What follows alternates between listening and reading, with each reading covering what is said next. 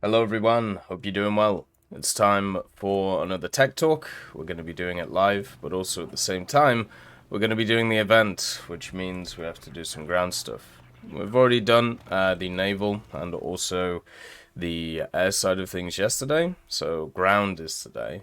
So we're just going to be chilling, trying to spade out the good old vehicle here, and then also at the same time doing a few other things, so shouldn't be too bad to sort some stuff out. But yeah, it's Strela time and also Tech Talks time. So if you don't know what Tech Talk is, basically it's a weekly podcast that we do. And what we do is go through the previous Tech Talks kind of comments. So then we can, discuss some topics and things. So if you have anything that you want kind of chatted about, stick it in the comment section. Pretty much as simple as that. There's always some stuff going on when it comes to War Thunder. Recently, obviously, the start of the new year, there's not been a ton of stuff, but the event is still going, and I think there's like 2 stars left, so at least it should be pretty chill, and should be a little bit easier afterwards. Next week, I just want to play a bunch of different stuff. Like I'm burnt when it comes to the War Thunder stuff right now. Just want to kind of chill and just relax. I'm sure a lot of other people are in the same boat. It's quite funny because I was thinking about the fact that my kind of New Year starts, on the 8th. It doesn't actually start on the standard day that a lot of other people's does. And it's because of the fact that, there's usually events going on and also usually some other stuff going on. So gotta be focused on that instead of doing other things. So yeah, next week we'll probably be playing some Zombie Army Trilogy. We'll be playing some Boat Crew. We're playing some Bakura tonight with Freeman, and we'll be playing some other stuff as well. So should be pretty nice. Should be nice to get through. So make sure to check out the second channel. Where a lot of that stuff is posted, so you can see what's been going on. Just been spinning vehicles as well during the event, so playing stuff like the FAU2, MiG-27M, stuff like that. So overall, it's been pretty fun. Nice to see you, Carter. Hopefully you're doing alright. And yeah, streaming the whole thing. It's just definitely been just a tough one, and especially since I've been behind a little bit when it comes to certain things. So I've been behind when it comes to sorting out some, stuff, sorting some stuff out for spading stuff, and also, just kind of playing and relaxing. But I feel like next week it should be good, like getting through things, so it should be quite nice to see what's going on. So let's go through the comments as we do. And first tech talk of the year, technically. We're recording this on Saturday, so the day before. And it's just didn't get a chance to on Friday, doctor's appointment and stuff. So, by the way, flu and things doing a lot better. So we're up in that regard. Nothing's falling apart. So glad to be alive, glad to be kicking, and glad to get back to the work stuff and everything else which has been going on. So the first one is from Last Red Star. It says, Happy New Year's, Tech. Hopefully you're doing alright. Or doing well. Yeah, I am. I had a thought for more profile pictures in War Thunder. Portraits of World War One could be added, like naval or air. This could finally be a way to add in German portraits of notable leaders, like the Admiral Grafspee or General August von Mackensen. I hope to hear your thoughts on this. Have a good weekend and see you in the next month. Yeah, I mean they could do that. They did do a Bundeswehr soldier more recently, but yeah, they just gotta kind of they just gotta kind of like stay away from the World War II area, right? Like 1930s to like 1950, probably just like stay away from, but everything else is good. You know what I mean? Hey, Creeper Killer, nice to see you. I don't think there are drops. I haven't seen any. Nice to see you too, Hen. Hopefully you're doing alright today. So yeah, it's all just about staying away from that period. I mean, one of the profile pics I think would be really cool is actually kind of pre-World War One for Germany, and it's our boy Otto. Otto von Bismarck, who is a really cool individual.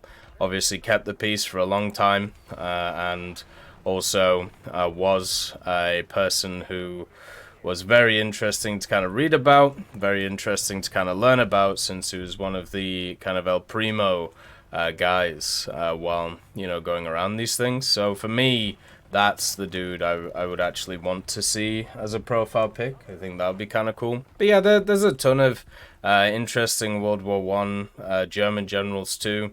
And I think you're right about the idea of World War One. Like, World War One is seen as one of those areas which is a lot safer to go for, and the major reason is because a lot of leaders in that area, like the World War One area and stuff like that, there wasn't seen as like a real side. It was more seen as like the aristocracy versus the average person. Now, a lot of these leaders were part of the aristocracy, so that is a bit of a problem, but a lot of the German blame is kind of put on the head of Kaiser Wilhelm, right? Even though there was a lot of other leaders who were involved in setting this stuff up. So for me, I think it would be fine, you know, setting it up in that way if they really wanted to. I think personally that there are a few other German leaders that would be kind of cool to see, but they could even go like way back, you know, like they don't have to go. They don't even have to go just to World War One. They could go kind of before that, which would be kind of cool. So yeah, and now that we have like naval World War One stuff and more 1930s, 1920s stuff for ground and aviation, yeah, there's no reason why they couldn't have stuff like that. Nice to see you, TK. Yeah, it's Tech Talk time. Hopefully you're doing all right. Nice to see you too, Monet, and also Hibana Sosmula. Hopefully you're doing all right today. Do you know how many kills you need in arcade for the A-bomb? Is it like 15 or something? It's like a crazy number. But yeah, I mean, it's kind of a nuts thing. But yeah, it would be nice to see more stuff from, you know, the World War One era, and I'm sure we'll get more stuff as time goes along. I would be very surprised if there was anything that would be seen as off guard for that. I suppose maybe like Kaiser Wilhelm, but they could do like a battle pass. You remember that first battle pass they did, which was like you got like a bunch of like generals and stuff like that. They could do that, but for monarchy guys, especially since, you know, the connection between the British king, the Russian, obviously, king at the time, and also the German one. Them, I think they were all like cousins, weren't they? I'm pretty sure, which is just nuts when you think about it. But yeah, why haven't we ended world hunger yet? I don't know. It would piss off farmers. But nah, there's a bunch of different reasons. But who knows? One day maybe they'll be solved. But today is not that day. Oh God, relax, brother. Oh, my missile actually missed. That's crazy. Alright, there we go. Alright, so yeah, I mean, why not? You know, as I said, Otto would be the one that I would like to see. There are some naval commanders, but to be honest, a lot of the German ones are kind of unnotable. Naval commanders from the First World War, which would be interesting, are more like the British guys, at least obviously to me, but could definitely be done. Then we have D's. Hey Tech, I'd like to say in regards to a Combined Arms game mode involving ships that recently I was in a custom game that had all the vehicles. When I set gunners to target ships, they started automatically shooting a guy in a T-90M. I don't know if that's been in the game for a while, but it was interesting. Well, they're basically naval and ground units. If you mean like the way that AI target them, yeah, naval and ground units are seen as the same thing. So basically, if they're seen as ground units, you know what I mean? Like, so there's ground units and air units, because there's no reason to differentiate naval and ground units technically in the options, because you don't have those different game modes. So basically, when it comes to these things, you just have one set for pretty much everything. So yeah, your AI gunners, if they're set to naval stuff, will also shoot ground stuff, because it's coded as ground and air. It's not coded as, you know, tank, ship, and then air, because there's no reason to. It's one of those things in War Thunder that is kind of interesting to see. Like there's a lot of like little kooky things which are coded in certain ways, which if certain design decisions are made, have to be changed later on. Maybe that's going to be one of them, but as I said, I don't think I ever envision a mode where all three major game modes like come together. I think we're always going to have like the difference between them, and that's mainly just because of the fact that you have different situations set up where certain vehicles just can't fight other vehicles, and it's kind of a shame because we could have had that world, you know, that world could have existed, but it would have to have existed in a world that was changed a long time ago. So kind of sucks, but c'est la vie. What are you gonna do? There isn't too much that's possible nowadays to do, so increasing into like the blue water area, got a lot of people interested in playing Naval, so you can't really be mad at these things. At the end of the day, it was positive that they got access to it, so it's a small price to pay. And if they ever wanted to, they could always just make a game mode which only has coastal in it. The problem is they added some pretty crazy frigates, which would just annihilate stuff too. So, yeah, there's no real winning in that regard, unfortunately. Good evening, Marlo. Nice to see you, man. Hopefully you're doing well. But yeah, it is. You find out a lot of things in custom battles because you can kind of force a lot of scenarios that are not supposed to exist. So there's a lot of like weird stuff that happens, which is pretty cool actually.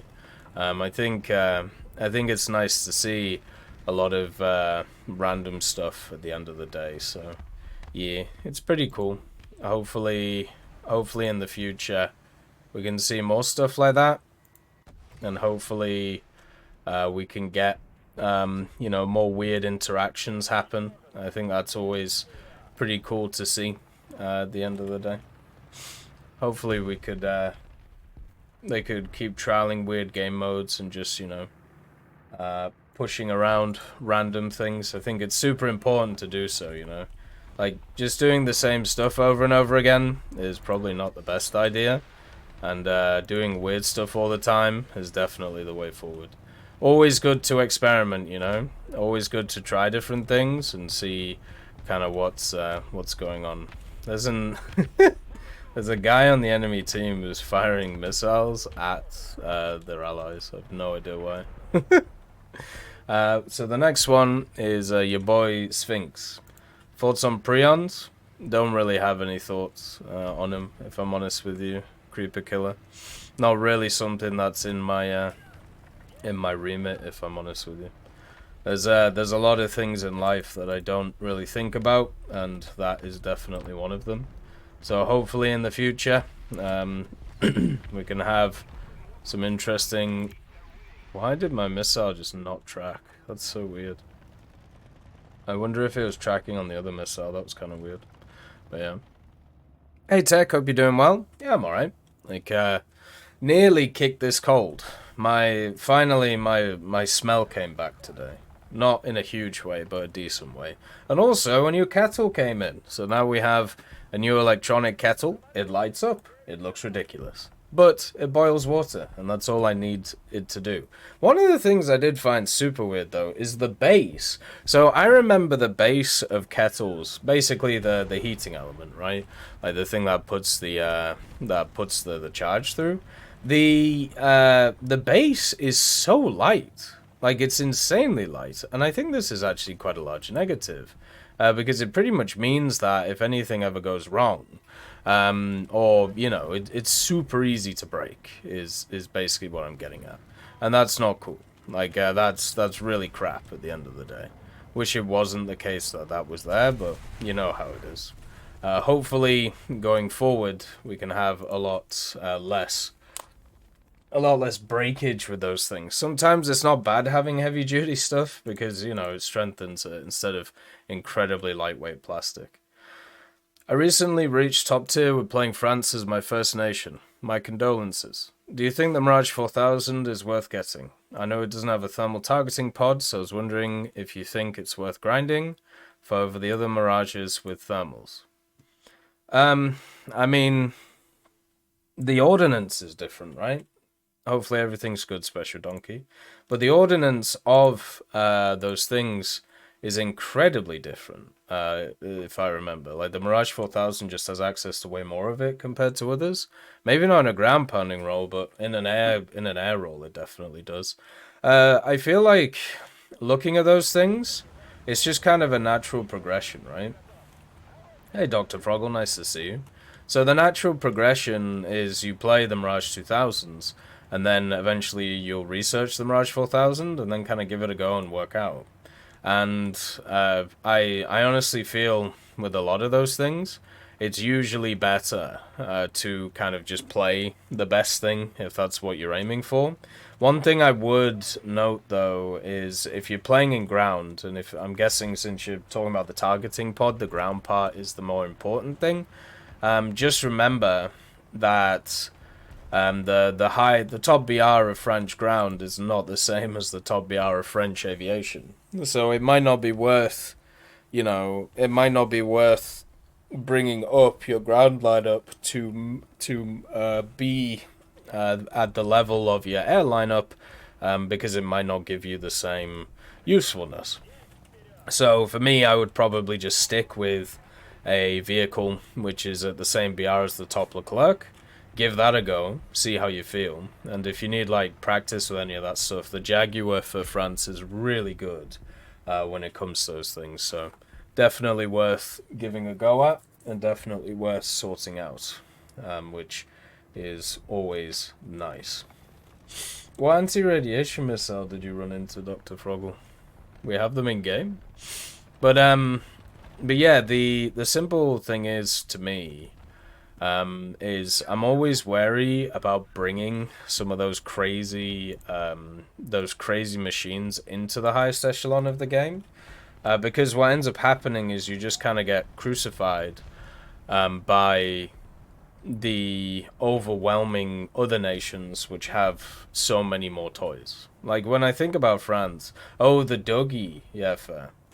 Yeah, the Dougie's nuts, and that thing's is a sign of things to come, I think, is more the way to put it. But the interesting thing for me about all of these things is I'm wondering when different nations will get access to like more crazy stuff, because I think it's one thing that's really needed for a lot of nations, actually, that they get this air support, but also ground BRs kind of increase. Like, I feel like looking at this year, like, decompression has to come for stuff like aviation. Aviation, but also mainly ground, to match up the stuff to the to the stuff. I don't know why it would be any different, or why anything like that would change, but it's the only thing that would make sense to me. If the vehicle kind of moves around. So maybe after that we'll see some interesting stuff, but if not, who knows. Should you start a Fallout 4 playthrough, or should you start a Skyrim one? I would actually start there's 3 Strellas, Jesus. I would actually go to Fanatical, and there is a bundle on there with like all of the old Fallout games, including like 3 New Vegas and all of that stuff. So what I would do personally is I would actually go there, pick up that, and play through all of the games if you haven't played through them previously. I think that's probably the way to go. You'll have a much better time with it. So then we have Polish. Hello, TEC. Hello. Hope you're doing great. Doing a lot better than I was, which is the main thing. Like, we were struggling before, but doing okay now. And that's the main thing. Like, the period of time that was around Christmas was a bit rough, just because of the illness stuff, but at the same time, now that I'm a hell of a lot better, so it's much more nicer that that's the case, so I'm pretty happy with all of that, which is good. Do you think the A10C could be added soon? It would work very similar to the SU-25T, with only having better weaponry. Maybe 4 AIM-9Ms, Paveway bombs, and AGM-65Gs would work at 11.3. What? What are you talking? Hopefully they will decompress the BR, because fighting an SU-27 against an A-10 would be insanity. Yeah, that's the problem. Okay, how about we don't do that? That sounds horrific. One of the problems right now in War Thunder is they are adding these vehicles that have really powerful weapons, but also have incredibly crap flight performance. We've seen it with the AMX. The AMX, with 2 AIM-9Ls and all of its crazy bells and whistles, is the same BR as a Jaguar GR1. And then you got the A10, which is set around the place. You've also got a bunch of other vehicles that are just set around the place. And it's a pain. Like, it's absolutely awful. Playing... Oh, you reload rant? I thought you had to go to a cap to reload. It just gives you a reload. So you just sat there with all of these vehicles, right? And you turn up in your fighter, or you turn up in whatever exists, and you have to deal with these ridiculous vehicles which have insane amounts of just insane amounts of weaponry, and you're just supposed to be like, yep, that sounds good to me, let's go for that. Like, and it's just getting absolutely nuts. Like, when they added the SU-25, when they added the A-10, they took over the BR bracket. They just took it over. And it wasn't fun, it wasn't interesting, it was just waiting for them to turn up and you getting bopped by some missiles. It wasn't like, and it wasn't evolutionary gameplay, it was click, click, done, right? It was just click, click, turn up, and die. And that's not very enjoyable, you know? And, like, the AIM-9L specifically, when it was added to the A-10s, most of the time, what you ended up running into was you ended up running into stuff such as like MiG-19s and Lightnings and F-104s. And it was just like, okay, cool. And in like the SU-25, I ended up with a 304 to 1 KD with just like a ridiculous amount of stuff. Like, it was crazy. Your mic and camera are not synced. Camera is delayed by a few milliseconds. Milliseconds. 1, 2, 3, 4, 5, 6, 7, 8, 9, 10. Looks fine to me. But so yeah, it was just awful. It was a horrific time to play anything around that BR, especially since they added the premiums, so then everybody was just playing the premium stuff, right? It was crap. And now people want more of it. People want more broken crap, which you can't balance. You know. Like, why would you do that stuff? Why would you want just these vehicles which you know for a fact are going to be boom or bust? It's kind of like the SPHs, man. Like this, the same idea, or the submarine stuff. In certain situations, they'll be in a very good place, and they will just kind of take over metas and be broken. And then you put them up in BR, and they'll be kind of useless. Oh, it's okay, TK, don't worry. It is how it is. I was just checking. So you have all this. And then you go, oh, well, let's add these vehicles with better weapons. Just like the SU-25BM, SU-25T, and SU-39. Have you seen any of those? Have you seen an SU-39 in Aerialistic? or even in ground, or the SU-25T or the SU-25BM. Watching those guys play and just get absolutely wiped off the face of the earth without having done anything over and over and over again, because they can't do anything, should show you the problem. You have the SU-25 and the A-10 when it was added, broke the game at the BR that they were at. Literally broke the game. You have the AMX, which is incredibly powerful for its BR, even though it just shouldn't be. And then when you get these vehicles which have even better munitions and higher BR, they just get annihilated. Because the moment that people actually have stuff to counter them, they're dead. So how about we stop adding these machines which either break the matchmaker or are completely useless? You know? How about we actually have machines which fit their BRs instead of constantly creating this weird world around it, right? So yeah, and if you add stuff like the A10C and then you don't, he's allowed to be there. You don't balance them by you don't balance them by BR. Sorry, you don't balance them by the weaponry, and you just go, you know what, screw it, just give them like everything. What happens? They're still boom or bust. They're still either screwed or you know, pretty powerful. There's no in between. So do I want more of these vehicles? Of course not. Why would anybody want more of these vehicles? It would be an awful situation. You're either gonna get hammered into the ground without any like parlance or anything, or you're gonna take over the game and then get a BR change and then get hammered into the ground. Doesn't sound fun to me. Or what we could do with these vehicles, which, you know, should be happening anyway. Like, well, what should actually be happening with these vehicles is pretty simple. You know what should be happening?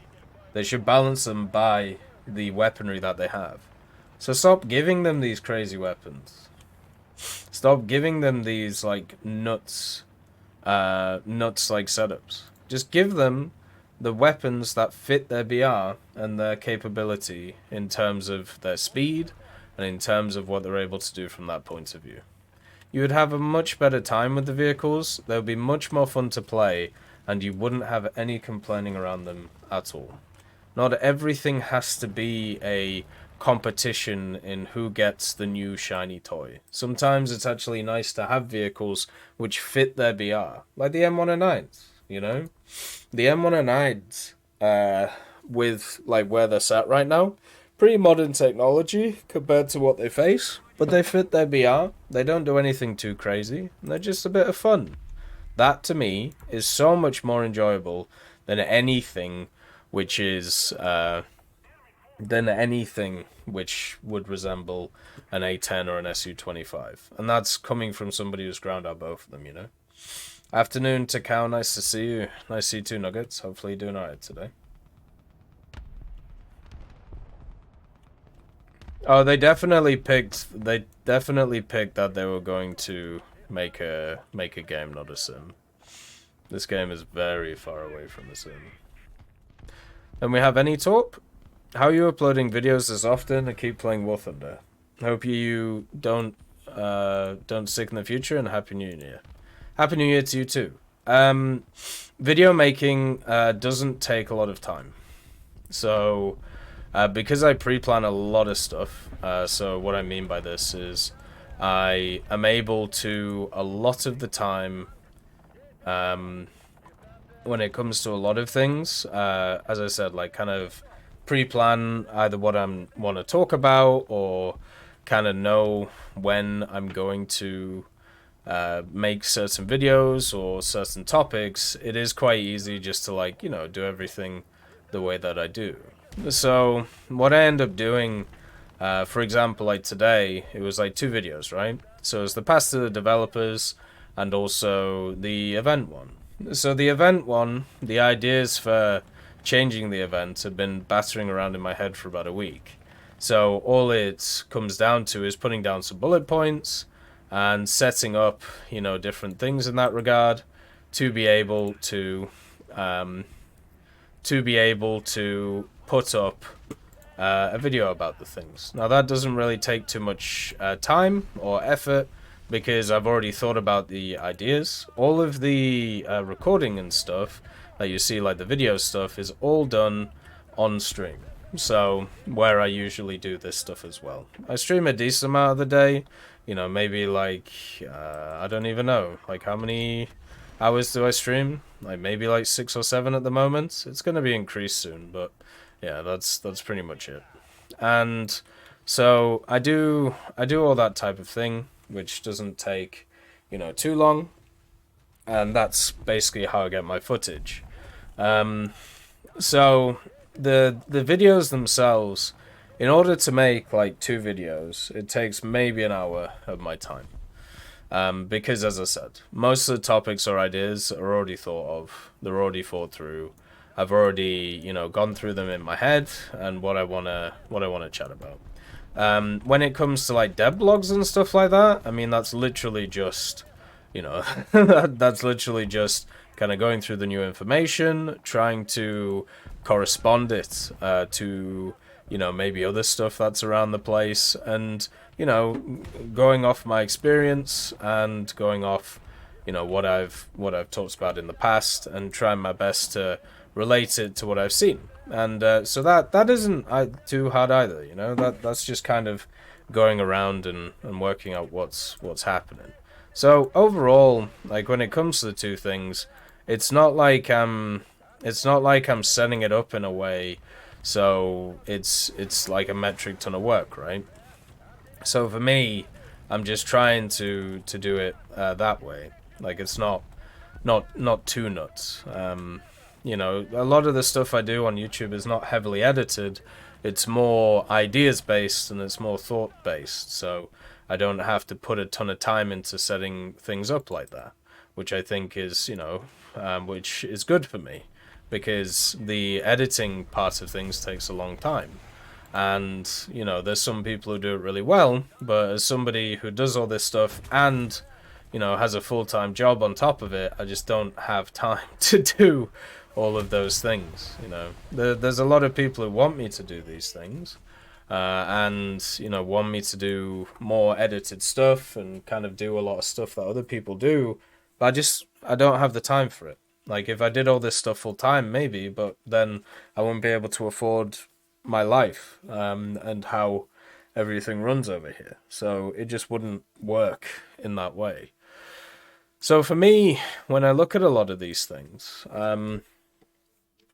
like, I've been doing this for a very long time. Like, I've been doing this for many years, and I enjoy doing it. So the idea of it kind of being like a burden or anything like that doesn't cross my mind. What instead crosses my mind is, over those years, I've learned more techniques and learned more stuff, and also just got more used to kind of chatting about things, which is a huge one. And it just means that I can just do more things.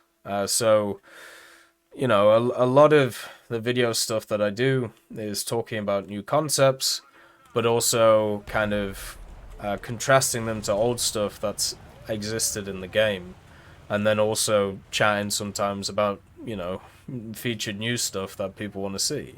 So a lot of it is very easy to do, because many of the things that are coming to War Thunder or going to come will have similar mechanics to what are already here. So if I've already played it, which a lot of the time I have, it just means it's not that hard. Like, I don't know.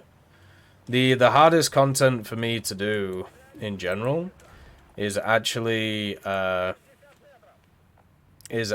stuff which is a little bit more off the cuff, because everything that I do is based around like bullet points and based around ideas like that, right? So if we have anything that is just straight up more designed around if we have anything that's just more designed around just chatting specifically about something, I can get lost in my own ideas. which, you know, you gotta always be careful of, because it happens quite a lot. Hey, C Squatch, nice to see you. But yeah, editing techniques, you know, processing, thumbnail making, and stuff like that. All of these things are a consistent thing that I work on over the years. So it isn't something which I just like was able to do. So a lot of it just gets better in time, or not maybe necessarily better, but more efficient. Which for me is important because it means I have more time to do other things. It's a constant struggle for me to try and fit everything in, and that's just because I want to do so much stuff. But one of the things that I have to like kind of outline is if you want to do what I do, you have to make a lot of other areas of your life super efficient. So, you know, making food has to be crazy efficient. You know, you have to make certain sacrifices when it comes to personal life stuff. You have to realize that a lot of the time your brain is just going to be engaged in trying to think about things or going through things, whether it's like work stuff or whether it's like other stuff, which happens to me constantly. I find it very hard to turn off my brain. And, you know, it's one of those things which is kind of a blessing and a curse because it means I can do more stuff. But at the same time, I'm sat here, like, thinking about these, like, general concepts or thinking about all of these general things to do where other people might just be watching TV or relaxing. I can't do that. And that is something that sometimes I wish I could do. Sometimes I wish I could just kind of sit down and, you know, enjoy watching sports. But whenever I'm on, like, you know, my brain's going, that isn't the case. Like, I'm not able to just sit down and, you know, smell the roses or whatever you want to call it. So it's definitely not something to do. Even when, like, I'm working out, like, even when I'm doing, like, weights, or when I'm doing weights, I'm usually chatting to somebody. Like, I'm chatting to, like, a friend, family member, or doing some work stuff, like, on a call. If I'm on my bike, like, I'm watching something, because that's pretty much the only time I get to kind of relax. But it's not even relaxing, because I'm, like, watching a TV show, or watching a movie that I feel like would be kind of interesting to gain some perspective, or maybe I'm watching like a video on YouTube about like what another game's doing or what another set of people are doing, and, you know, kind of contrasting those ideas with what's going on. It's something that I think is really really interesting, but also at the same time it's not something that's just going to work for everybody, and that is something that really has to be kind of ironed out. Like,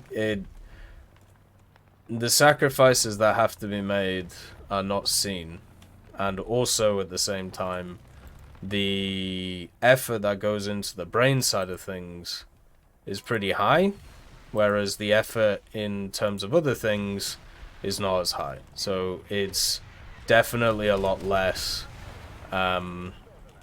It's definitely a tough thing to balance at the end of the day, which is why there isn't that many people who kind of do this. Nice to see you, Hampter. Hopefully you're doing good. Nice to see you too, stay lifted. Like, I don't know a ton of people who generally do a lot of the YouTube stuff.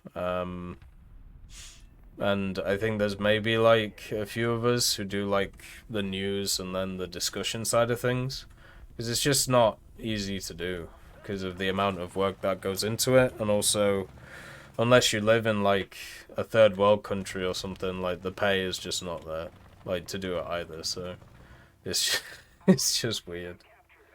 Like, you really need a passion for this stuff, or at least for me. Like, I think there are every day I think more about the idea of, you know, how I really enjoy doing this stuff, but how is it going to affect, like, in the future? For example, what if I'm like sat here many years in the future and just going, wish I had like that extra money to be able to, you know, wish I had that extra money so I could maybe like relax with the family for a bit, or, you know, when I'm retired or whatever. But right now, I know that I can just work my tits off, so it's all good. Might change in the future, but at the moment, like, we're cooking full on gas, so I'm pretty happy with how everything's set up. Oh, this is not good. This guy's just allowed in our spawn. It's crazy. Right. So we have Melix. Hey Tech, I'd like your opinion for what type of ground vehicles Guardian will concentrate on in 2024. Oh.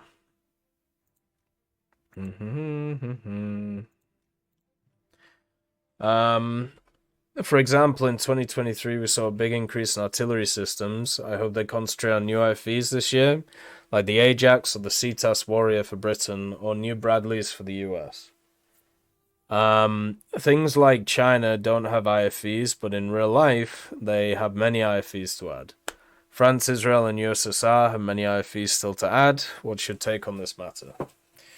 I mean, yeah, they could add more IFVs. A lot of them are broken as hell because of the scouting mechanic and the team play element, especially since they added drones to them. But yeah, I mean, they could add more as they go along. I think I'd be generally fine with that stuff. To be honest, I would be more interested in just kind of fleshing out trees. Like, we're still at a point where there are nations which are struggling in certain areas. So I would prefer what they've done last year, which is, you know, the SPHs were nice, but you know what was much better? Was the fact that a bunch of nations got mid-tier AAs. Like, you know, high velocity, high powered AAs.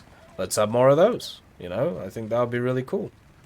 I think in general, when I look at these things, the main one that I kind of want to focus on is that.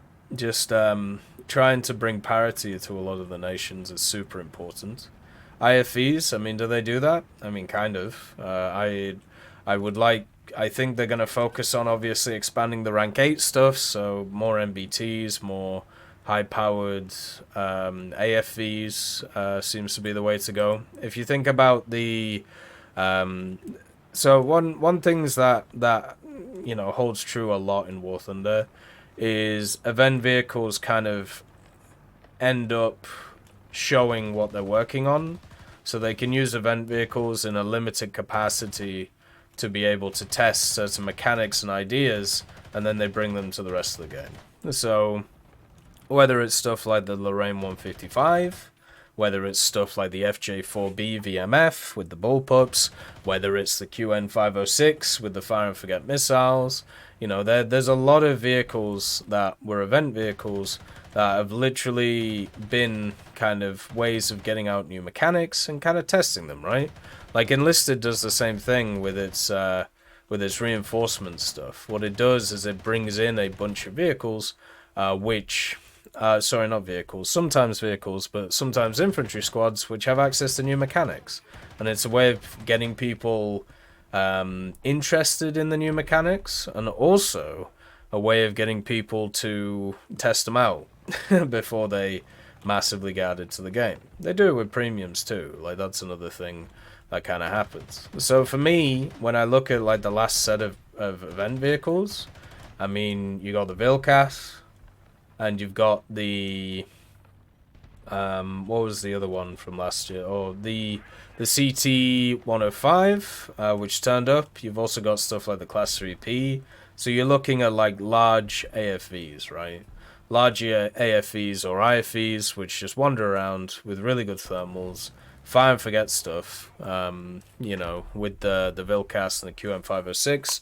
And I think that's going to be the big thing. So you're going to see AFVs, you're going to see IFVs. At rank 8 with fire and forget stuff. I think also, like, you just see more MBTs for certain nations. Good morning, Toshio. Nice to see you. Like, they literally removed, some vehicles from the game. From the sale, like the AMX-30 Super, and also the Centurion Mark V Avery, which was a very weird one to remove, and also the Duplay. So usually when they remove premiums, there's a reason for it. And then since they've removed the AMX-30 Super, they're either trying to get more people to purchase certain ones, such as they're trying to get more people to purchase the VBCI, I mean, which may be the case, or they're going to bring in a new banger, which I think is more likely to happen. I think in terms of what we'll see in the game, a subtree makes a decent amount of sense as well. Like, you know, some kind of South Korean thing, some kind of thing which is more set up like that. I think that's more than likely for what we'll see. I think in general, when... oh my god. Can't stop it. It's just coming in. So I think in general, what we'll see is stuff like that. Like, I'll be very surprised if we don't see stuff like that. Good evening, Ace. Nice to see you. But yeah, I think the main thing will be expansion of rank 8. I don't think we'll see that many new mechanics, and if we do, they'll be crap. Like, there'll be more autonomous things, and I'm bored of autonomous things in this game. I talked about it a few years ago, that this will be like the period of time where we'll just get more automatic crap, and whether that's guided bombs, whether that's guided missiles, fire and forget mechanics, and it's just becoming just all over the place garbage. So it's just not fun, is the way to put it. So I'd like a little bit more onus on the actual individual to do these things, instead of, you know, just kind of point and click. Kind of like what we're doing with Estrella, right? It's literally right now, the reason why I'm playing it is because it's super easy to play while doing, you know, the tech talk. You just sit here, wait for them to spawn, point and click, bang bang, and then that's it. You're good. And it's, if there's more stuff like this going forward, it'll be kind of nuts. But yeah, more anti-CAS stuff would be nice, especially at the mid-tiers and around this tier with the Strela. Especially since they just brought in those ideas about the Mistral and the Stinger. So let's try and get some more bigger missiles than manpads. And then, of course, I think they'll just keep pushing into rank 8 as they do. Each update this year will have, like, probably one specific vehicle for rank 8 for the minor nations. And then they'll start bringing in more APS stuff, because that's another mechanic that's kind of been forgotten about. You know, the passive protection systems and the active protection systems. So I'm pretty sure we'll get more stuff like that. The way things are, tech trees should be inverted. Yeah. You do get a lot of really easy vehicles to play at the high echelons. Like, it's kind of crazy. I don't want to see the Ajax though, or if I see the Ajax, I think they should add in a cool mechanic where when you go into the driver's point of view, it just does this all the time. So it makes you physically sick, like the vehicle did when they were testing it. I think that would be pretty cool. You know, bring in some of that realism. So we have CT Boomhook. Hi Tech, this is my first question on for this. Cool. Well, thanks for the question. The question I want to ask is, how would multi-crew work as an option? This would primarily focus for air battles in the way of inviting players into a squad and work together to operate one aircraft. I would see this more fit for simulator battles as the best place for it to work. The first aircraft that comes to mind is the Tornado F-111 and A6. Hope you have a wonderful day, and I'm curious to see your thoughts on this. Multicrew is a bit of a weird one. Thank you for the Prime subscription, APGCCA. That's very kind of you. Thank you for continuing to support the channel. It's very much appreciated. Thank you very much. So I don't really think multi-crew works very well at all. Just as like a general idea, because people get super bored, and a lot of the time in a multi-crew setup, there isn't really a lot to do. The vehicles that come to mind for me when I think about multi-crew stuff are things like the what do you call it? The turrets gunners on certain machines. So instead of it being a situation where you can, you know, you have to handle the turrets and the gunner, you can actually have a person handle it for you. I think that makes a lot more sense to me compared to other mechanics. But yeah, the vast majority of the battle, you're just not doing anything, and you could actually have the whole of the battle not do anything. The only way I think that multi-crew could work is if you're in a squad and your squad mate dies and they decide that they want to still help. So in a dead form, they can transform themselves into like a gunner on your machine, and then they can come and help you, right? That's the only real way that I think something like that could work. I don't think there is a different way to make that work, unfortunately. I honestly think that's the only way you could make it work in any type of way. Because it would mean that somebody must have actively died to come in and, you know, facilitate it. The amount of people who would use a mechanic like that is also absolutely tiny, which is something you've also got to think about. Like if there is a tiny amount of people using a mechanic like that, it's not really gonna go anywhere, because of how many people are gonna set it up. Why am I struggling to see this guy? Oh, he's dead. The 2S38 blowing people up. So yeah, for me, that's how I would do it. I wouldn't do it so when you load into the battle, you are just part of a multi-crew. I would make it as an option after somebody dies. So you can still take part in the battle, you can still aid your teammate or your squad mate who you're with, and I think that would be much better instead of the opposite, where the opposite is just, you know, you just sit there and don't really do anything and just chat, right? Like that would be much better. Anything more kind of over the top than that, it would just lead to people being incredibly bored and wanting to just do other things. And also remember, people will just leave battles. Like they just won't bother. Like why would you want to be a multi-role crew member when you could actually you know, use your own thing? Like what would be the point? What would be the use for that? Like you would just want to go command your own thing, right? Because in War Thunder you're not as limited compared to a lot of other games which do those things. So it would just make much more sense to move on to the next battle. But if you do it as an additional thing, then I think it could work. I could do, like, is there something with Arcade and how teams just get absolutely reamed? Like, I haven't had a single battle yet in Arcade where my team hasn't just got annihilated. Like, what am I supposed to do? Look at this. Like, it's nuts.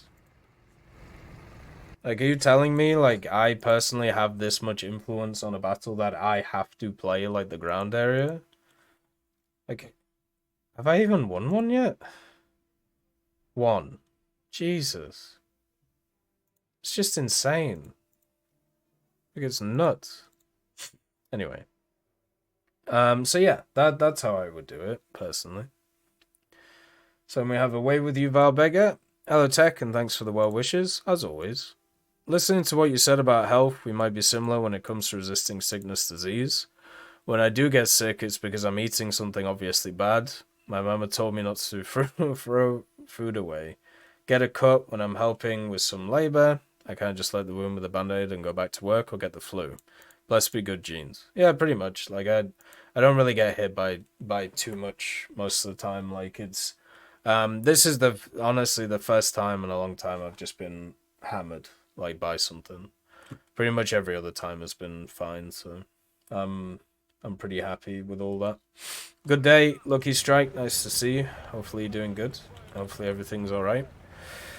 By the way, what was the reason we couldn't phase through each other at the beginning of Ground? I remember Gadget implementing that feature and it had some problems, so they removed it and it never came back.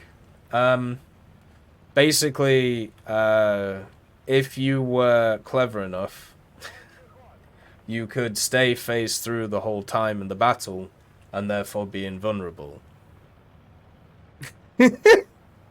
So basically, if you, let's say you were working together with somebody in a squad, if you both spawned into the same spawn point, you could both just kind of go forward, and you would never go out of that invincibility mode. So you would constantly be invincible as two people. So you could kill people, but you couldn't be killed. So yeah. It's not exactly great. Yeah, I'm doing good, Lucky Strike. The other one was they trialed it so after a time you would gain like the physicality of it, and then what would happen is once people, if they were still phased through and once they'd hit the physicality thing, you ended up in a situation where you just got mashed. Because once again, back then, even if you touched another vehicle, you would like either magnetize to it or you would ping off into the distance. So imagine if you were inside a vehicle, right? And yeah, it was just nuts. My whole team is dead over here. What even happened? Like, what is this? Nuts.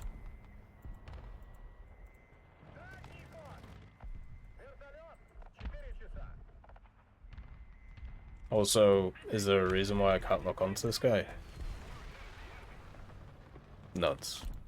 But yeah, so basically that's what would go on. And it wasn't really fun to play against for obvious reasons, because you would just end up not dying, and yeah, you had to basically face that. So it made much more sense to rework the spawns, so you didn't do that, and also it wasn't no longer an issue, so they didn't have to continue it, right? Anyway, I hope you get better by the time you're reading this and enjoy the New Year festivities with the family and friends. P.S. Hope the little warrior was okay after the New Year bombardment. Yeah, everything was fine. Like, I'm doing, like, this year I definitely felt more of what people have talked about in the past, where increased responsibilities mean that doing, like, the War Thunder events and doing all that stuff is harder to do, right? Like, so, over the Christmas period was pretty tough to get everything done. I was able to get everything done, but you know, we're struggling a bit on this start today, but it's not a huge struggle, because I know I can always bring out the power lineups, but it's just one of those things that it's really starting to drag on, like these types of events, and it's more getting to the point of, okay, so I've been working really hard like the last 5 years. You know, I've been hammering through the pandemic stuff. I've been hammering through work stuff. I've been hammering through online stuff. I've really been like going hard for what seems like, well, basically since I came to Canada, which is like 12 years ago. Like, I haven't had a holiday in like 5 years that I can think of. And the last day where I didn't do anything, so literally a day when nothing happened in my life, was in like 2021. So about 2.5 years ago. There's always something happening, and always something to do, or always something to sort out, which is generally fine. Like, I don't mind it, because it means that I'm always doing stuff. But when I hear about other people like taking holidays, or when I hear about people like kind of relaxing, I'm just wondering, maybe I should give it a go. Like, even if it is just for a few days, maybe it's worth just seeing what it's like. And if I hate it, then I hate it. Like that. It Even when we went on like holidays back in the day, I would actually either bring work along to do stuff to get ahead of certain things, or I would take contract work while on holiday, so the people who I were with could like go and enjoy themselves, and then I could basically reimburse the holiday by working, right? And it was kind of fun to do. Like, I like doing that, and I still like doing stuff like that. But is it just because I'm a crazy person? Like, I need to figure out... I'm at that stage now, after many years of doing this stuff and doing all the things that I'm doing. I need to work out why I'm like this and why I can't find other people who are like this. Okay? Is there like something in my brain that's just different? Is it necessity why like I feel like this? What is the reason why I'm like I can't seem to just kind of chill like a lot of other people do? And is it a negative thing that I'm like this? Not at all. Like I get so much stuff done, and it means that a lot of people can rely on me to do things which many other people can't do, which is good. But at the same time, I'd at least like to work out what's going on. Like if there is something which makes certain things tick compared to other things, because it would be interesting, you know, to kind of look at and see what's going on. So yeah, we'll see what happens. I think it's important to have at least a look at these things and kind of go through them, because one of the other things that happens a lot is I always get told that what I do is way too much, or what I sort out is way too much, you know, overall. But one of the things that I've found personally is, like, when I check all my vitals, like, I literally have got to a point where I just want to, like, I wear, like, a Fitbit thing, not because, like, I want to, like, get fitter or anything, because I'm pretty happy with the way that my body is. Just so I'm tracking stuff like my heart rate, tracking stuff like my sleep patterns, tracking stuff like that to see if there is something wonky. And because, you know, after basically, you know, living the way that I do, something should be a bit different, but nothing is. So what the hell? And then when I chat to my dad about it, he's exactly the same way. Like, if he gets like an idea in his head, right? If he gets an idea in his head and he wants to do something, he can't shut it off. Like he stays up sometimes like all night. Like he'll wake up at like 1:30 in the morning. He'll have an idea and he just won't be able to go back to bed. Right? And I'm exactly the same way. Like I have to have a complete clear head to sleep. And I don't know, I just haven't had one in such a long time and I don't know how to get one. And I'm thinking maybe when I get to like the next stage of life, when I get to, you know, like doing the kids stuff and doing the things like that, maybe that part of me will be 100% focused on other areas. You know, so yeah, I will still be like doing the same stuff, or sorry, I'll be still the same way, but I'll be focusing on different things. So therefore it'll, you know, it'll make sense. But right now it just doesn't. Like, it's just weird. And I don't know how else to put it. But yeah. At the same time, just as an extra thing, I watched the first Twilight last night because my missus thought it would be hilarious to watch it. It is literal trash. Literal trash. It's not even funny how trash it is. It is one of the worst things I've ever watched. Just because of the fact that it has all of the editing gimmicks out of all of these general things that, you know, you see in all of these setups. It has some of the worst acting I've ever seen in my life. And also at the same time, how has nobody noticed that Edward Cullen is just like, how is there not like articles? He's not like weird or odd, right? Like, that, you know, he's not like somebody who's kind of crazy or anything like that. The dude's just autistic. And that's okay, but the way that he acts and the way that he does stuff is exactly how, like, I've seen people who are autistic do things. And I don't get why that's, like, never brought up. Like, I feel like when it comes to when they tried to, like, design the character or whatever, that's literally who they went for. And the idea that this is, like, a romance? Jesus Christ. If this is something that was because the creator, right, whatever her name was, Stephanie Meyer. If this was supposed to be like her fantasy, I don't want to fucking know her. She's nuts. She's just nuts if this is the case. Also, the conflict makes absolutely no sense. Like, why is there two sets of vampires who hate each other?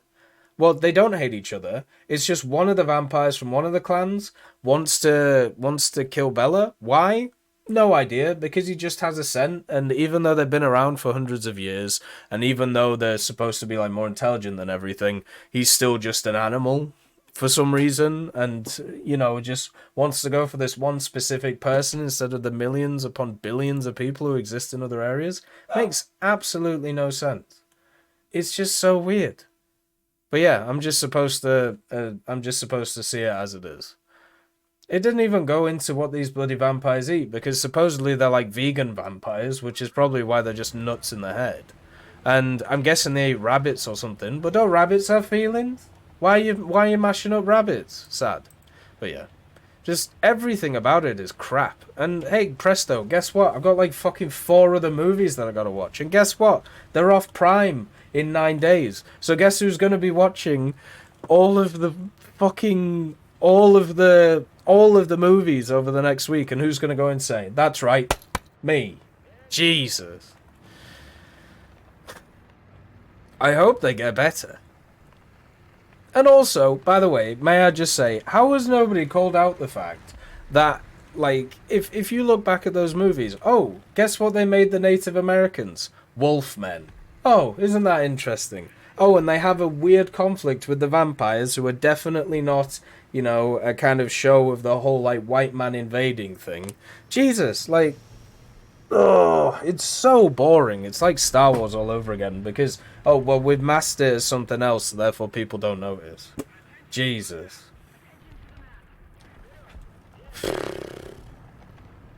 They don't get better, make sure you're properly compensated. Yeah. This is, what, it's going to be 10 hours of my life I'm not going to get back. You know what's also 10 hours? Lord of the Rings. We'll watch Lord of the Rings. I just need to find the extended versions for free online. And I don't mean like for free, I mean through like services. Because right now you have to pay for them through Prime. But you can get the standard ones through Prime. So maybe we'll just watch the standard ones, and then later on we'll watch the extended ones. Just to say, haha, screw you, Twilight. Get absolutely reamed. I'd rather, like, the Harry Potters are so much better than Twilight. I don't get how anybody just sits there and just goes, oh yeah, these are great films. I'm sure the books are fantastic as well. By the way, some of the worst CGI I've ever seen in anything. That opening, like, gambit with, like, the deer, I counted the jump cuts. 15! 15 in about 10 seconds. Mess. Right. Anyway, let's move on to the next one. So yeah. Oh, we also watched that other movie, which was, oh god, I can't remember what it's called. It's the one that people are chatting about on Prime right now. It's well worth a watch if you have Prime. Let's see, what's it called? It's about Britain, of course. Saltburn. It's about Saltburn. So, oh, sorry, it's called Saltburn. It's worth a watch. Like, it's pretty decent. I am watching Ricci, yes. But I don't like this episodic stuff that's going on. Kind of bored with it now, but I get why people do it. But yeah, I've been conditioned to just watch, like, a whole season in, like, well, that's the thing. I don't watch it in one sitting, but I like the season to be finished by the time I finish watching it. Because the time that I watch stuff is when I'm working out, right? And when I work out, it's kind of like 30-minute segments every day. You know, like doing different things. So for me, when I'm not able to finish a season and I have to wait for the next week, well, then I gotta find something else to watch, don't I? And that obviously isn't great. So I'm getting kind of miffed at Reacher because I start watching it on a Thursday, but by the time I've hit, like, Saturday, I've watched a new episode and then I gotta find something else to watch. So I've been watching the Vikings season 5, which has exactly the same problem with it, because they, in their infinite wisdom, do something even more egregious, which is the idea that you have to have... they do something that's even more egregious, because what they believe is you have to have, like, this setup where... where you have half a season which is released, and then the other half of the season is released. So I'm watching the second half of season 5, and I've completely forgotten about what happened in the first part of season 5. And so far, there's just a bunch of discussion about random stuff. I watch Reacher when it comes out, so it comes out here on Thursdays. So I watch it on Thursdays, and then go from there. You can access to my Plex if you want. No, it's all good, Matrix. Like, it's... The thing is, I need to hook it up to somewhere else, but... Like, I'm pretty sure it's on there, innit? Like, anyway. My seeker isn't working, so I'm gonna get bombed now. That's pretty cool. Thank you.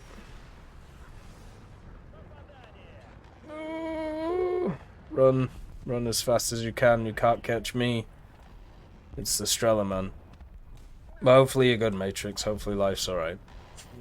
But yeah, so that's a bit of a problem. And yeah, so I'm doing the Viking stuff. You can see the server, not the Plex. Oh, fair enough. Well, no, I'm alright. I'm all good. We need, by the way, we need to discuss something. I'm building another PC, but this is one of the misses, so I just want to make sure things are compatible. We're gonna do it through Canada computers, so... But I'll chuck you a message later on. So then we have Skylar Wholesale. So let's see what's said on this one. I just need to get a shot off. There we go. Hit the one with the bombs. I noticed that you said, where do they go from there? When asked about adding ultra-modern things like the F-22 Raptor. I'm sure you've seen people mention going back to World War One. I believe planes would be interesting, maybe not tanks so much. There were 2 real players in the time period. But what about going back to the Age of Sail for Naval? I remember way back in the day, they did an Age of Sail event for April Fools, and it's given me the itch ever since. Yeah, I think they will go back to World War One stuff for aircraft eventually. Don't know how they'll do it, but you know, whether it's like a paid DLC thing or whether it's something else, yeah, I think they'll do it. The pink PC. Sure, if glam it up, baby. But yeah, so the thing that's interesting for me when we have a look at stuff like that. So when we have a look at the Age of Sail, is I just kind of get reminded of Empire Total War. I have no idea why, but in Empire Total War they had these large like naval battles with these big galleons and everything kind of setting up, and it was just kind of, I don't know, it was just one of those things which was pretty boring at the end of the day. Like it was kind of dull. There wasn't a ton of like interesting stuff, and at the same time, it just ended up being one of those things which was like, it just took a long time, and it was pretty arduous, and you had to like wait for certain things to happen, and yeah, it was just kind of dull, you know, like it wasn't very fun. So I'm hoping that in the future, if they do go to the Edge of Sail, they can like quicken it up a little bit. I don't know how you do it. I don't know if there's a way to do it, because if you make the maps too small, then it's literally just might versus, you know, whatever has more guns and, you know, more crew will just win. But it's at least interesting to think about. I think with Naval, when I look at the game modes, Naval is the one which has the most room for expansion, you know, so I'm not really worried too much about the expansion of Naval. You have, of course, you know, submarines, you have the bigger battleships, You have the more modern battleships, you have the guided missile destroyers, you have the frigates, like the more modern frigates, you have some smaller machines you can add in, you have the World War II battleships. If you really wanted to, like, you could just go mental with Naval. Like, there's so many different ship classes which have like 20 or 30 different variants of basically the same machine. Like the Clemsons, for example. I don't know how many Clemsons there are, but I know there's a ton of them. Obviously, stuff like the tribal classes. There's even a whole set of tribal classes which were made in the 1900s, which, you know, we don't have for Britain. So for me, like, I'm not worried about naval expansion because there's enough machines for like 10 years, like without even thinking. The more interesting thing for me is the aviation stuff, because if they just continue at the rate that they're going at, it's going to be done within a few years. And in ground, technically, you're already done. There's if you really want to break it down, there's probably 2 years worth of MBTs you can add in ground, if you add like one each update to, you know, an individual nation. So I don't know. It's one of those things to think about. I'm not really too worried. Like, War Thunder as a game has gone through so many changes in the last 10 years. I'm sure in the next 10 years it will go through equal, if not more changes, because of just the rapid the rapid growth of the game, and also just, you know, Gaijin doing a crazy amount of stuff. Aviation will be interesting though, and we've already seen a lot of people chat about what they're going to do with top tier aviation. I don't think they're going to do anything, because whatever they decide to do, people are just going to still play it in the same way, which is, you know, something to always understand, which is interesting to think about. Alright, let's see. We have Way She Goes, DP. Hey Tech, I'd love to see a setting at the beginning of a game for a default squad spawn for squads. For example, if a squad leader chooses spawn 1, then all others in the squad will default spawn at spawn 1. They may change spawns if they want, but that way, the default, they spawn together. I mean, yeah, they could, but I feel like if you are kind of squatted together in that way, shouldn't you already have like the communication going through like a Discord, or, you know, through whatever? Like, I feel like for me, that wouldn't really be something I'd be too worried about, because, you know, I'd want my squad to be, you know, together and working this stuff out. I don't think I would want them to not be communicating. I suppose some people do squad up with people but don't communicate. I've always found that a little bit odd, but yeah, I suppose it does happen. So maybe that's what's going on. But yeah, I think it would be more interesting if oh my god, I can't kill these AHSs. It's crazy. I think it would be more interesting if you know, if communication was kind of pushed forward, you know? Yeah, it's nice to see the Dagor engine is open source. I actually have a video which is going to go through some of that stuff, but I need to kind of understand more about it. I'm just not techie enough to get what all of the stuff means. So, like, I've been working on it for like a few weeks, just like reading a bunch of stuff about it and how it all works. So, yeah, it's definitely something that's going to be a pain. Rude.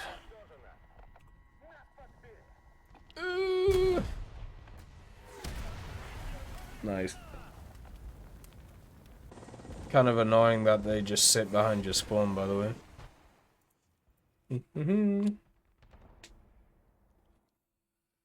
Well, hopefully everything is good, Papa Stalin. Hopefully you're doing well, man.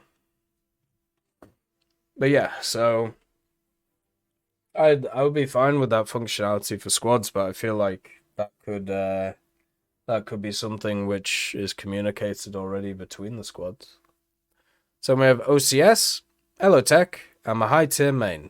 That's what I play the game for. Mid tiers don't really interest me, as I play War Thunder to obtain modern tanks. Fair enough. I know a lot of people who are very similar in that way.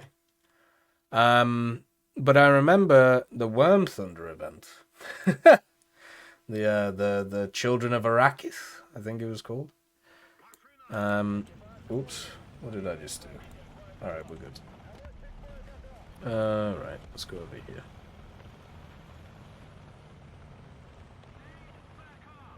Did I close the thing? Oh no, here it is. But I remember the Worm events with the crazy futuristic tanks. I found that event so fun and was wondering if they run out of modern tanks to add, they'll add like makeup and fake tanks. Here, let's go over here.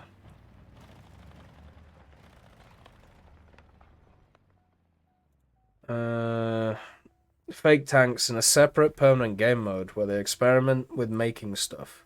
Sorry for the long question, but I asked this because what happens when there's no more modern tanks to add?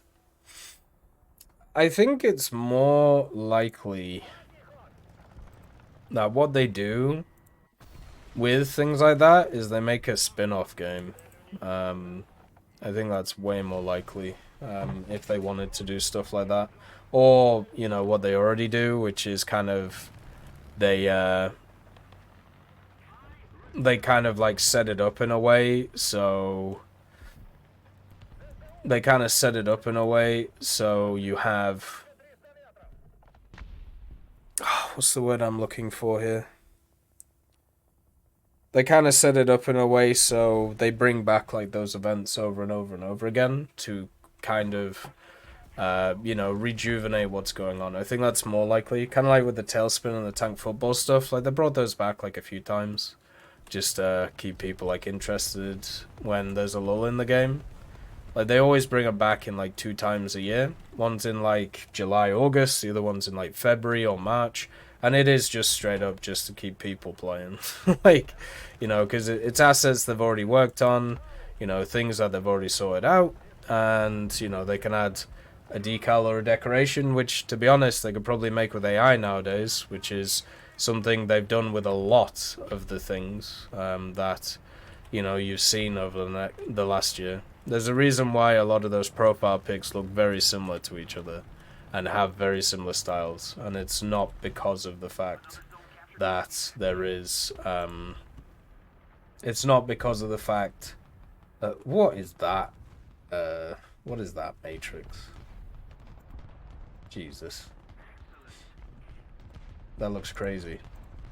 So I think it's more likely what they end up doing is those events just kind of stay events, and they just keep bringing them back over and over again with maybe different ways of testing, you know, certain things in them. So like certain challenges or, you know, different ways that people want to play. I think that's way more likely what happens. And I don't think they'll go like futuristic with these things.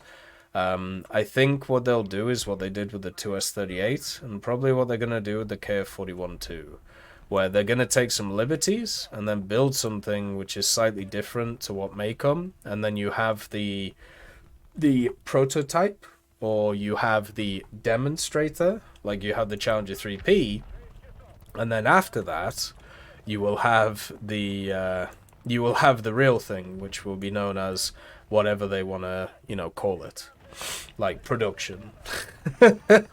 So I think that's way more likely compared to what's, you know, kind of been going on. So for me, that would be the way I would personally do it, and it also seems to be the way that they are doing these things. So, and I don't think it'll change. I really don't. I think in terms of like once they run out of stuff, which, you know, they with aviation will definitely I mean, I don't know if it'll happen soon, but it's definitely something on the mind, right? Like, it's something that will happen eventually. I think it's more likely what ends up happening is what ends up happening with aviation specifically is they just go heavy into the prototype stuff, heavy into the demonstrator stuff, and I think they'll do the same with ground, and then they'll start taking liberties. So they'll start adding stuff which, you know, is kind of on the borderline of these things. and then they will just straight up sit there and try some different stuff as it goes along. That to me is way more likely than anything else. Like, I don't think they'll go full fake for a long time. Or at least, I shouldn't say like full fake, because they already did it last year and the year before and the year before. Well, you know what I mean. Like, I honestly think they're not going to do anything crazy like that for a long time, though. Like, you're not going to get like full tech trees of it, right? Like, that's the thing. I'm getting hit by Totu-Bs, by the way. Very unfortunate. As you can see. The good old weasel back there, just hitting me up. Okay though, I can just move back. New thing, they're putting real wood on PC cases now. I mean, that's kind of cool, but wouldn't there be an issue with, you know, heat and everything? Wood's not great with the whole heat exchange stuff. Yeah, so I think that's more likely. I think what we'll see this year, especially with certain nations, is they're going to take some liberties. And they're basically going to be like, hey, so you guys keep talking about balance. You know, we brought in the F-16AJ the other year. And what we're going to do is we're going to bring in vehicles which hopefully you'll be happy with. And hopefully you'll be able to, like, sort out and have fun with. And this is how we're going to do it. I think that's what they do. Which I'm fine with. You know, top tier is already Fantasyland. Like, if they want to add in some crazy stuff, why not? Go nuts, you know? Have a bit of fun with it. Go absolutely bongo. And go crazy. So we have Type 10. Hi, TEC. I recently got the Type 90. It may not be a Type 10, but it's good. Wonder how War Thunder is going to start the new year. That's all. Have a good day. You too. Have a great day. Hopefully you have a good time. I liked the Type 90 when I spaded it. The major issue I had with it was simple fact that when I played it, I don't know if it still has, but it only had the JM33, which basically meant that the vehicle had access to a rank 3 APFSDS. So I could tell from when I started playing the vehicle that it was super strong, right? I could tell that I was going to have a great time with it. It was going to be really nice, but the major issue I had with it was straight up one of those vehicles that is not going to be great in terms of what's the word? It's not going to be great in terms of spading, because it's going to take me ages to get to a point where it's like super useful, and then when it's at that point I probably will have moved on from it. But I had a really good time. Like, it was actually a fun one. So I don't know what it's like in the current meta. Obviously the current meta is very different to when I spaded it, but I still remember my highest ever kill game at high tier was in the Type 90. It was a 15 kill game on the what was the map? The Alaska map. I basically went around and just annihilated a bunch of stuff, and it was super enjoyable. Like, that reload was really fun, and I just, you know, when everything like lines up and you just smash things, super fun. So had a great time with it. So we have Maxwell. Hello. I have another comment to make about the AMX M4, probably my new favorite tank right now. It's a very good vehicle, works incredibly well. I recently got the mobility upgrades for it, and I gotta say that a 1000 horsepower engine feels great. A bit too great, I'm afraid. I might have overextending, while without the mods it wasn't an issue. What can I do to understand if I'm going further than I should? I get 7 to 8 kill games with 2 or 3 spawns in relative frequency. Is it good enough?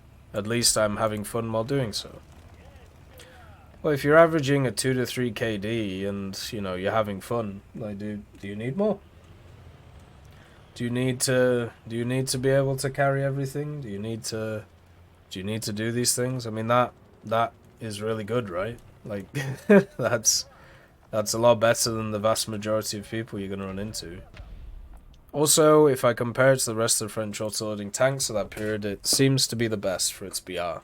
but I still can't wait to get things like the MX-50 and the Char-25. What do you think? Yeah, I mean, all of those vehicles are fun to play. There isn't a single one that I look at and I think, yeah, I'm not looking forward to this, you know?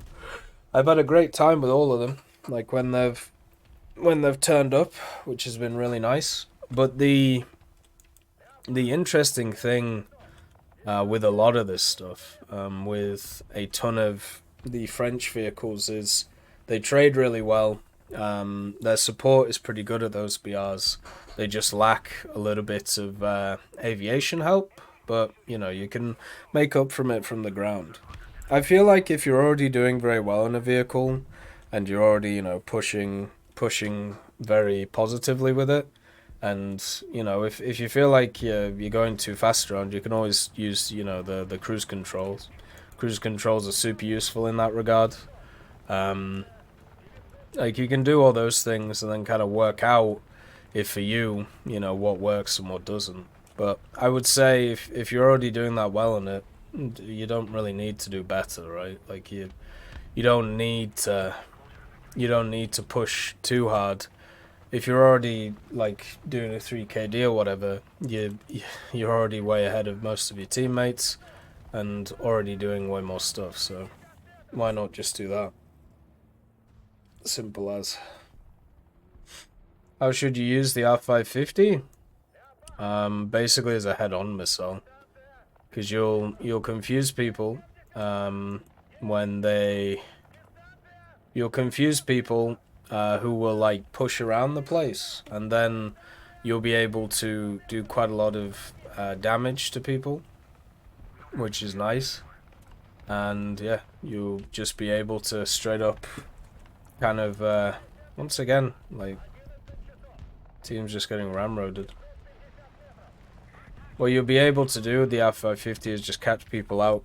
If you're using it at high BRs, then it's pretty much worthless because it just doesn't do enough. It's not fast enough, which is the big thing. If it was faster, it would be a little bit easier to use, but most vehicles will just outrun it, or will just kind of give it a bad time at the end of the day, so it's not really worth doing stuff like that with. So yeah, that's something to at least think about.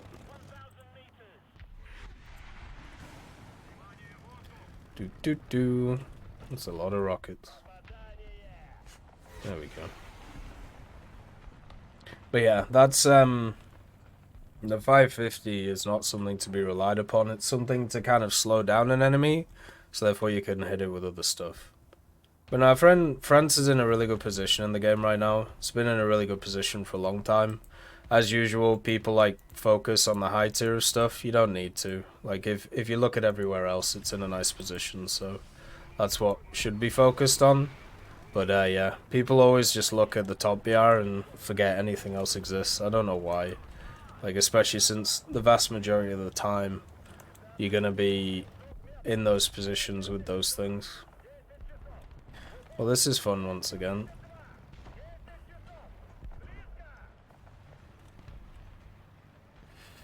God damn it, man. Like, what is this? I've had one game where I haven't just been, like, run over. How crazy is that? Every other game, straight just, like, run over.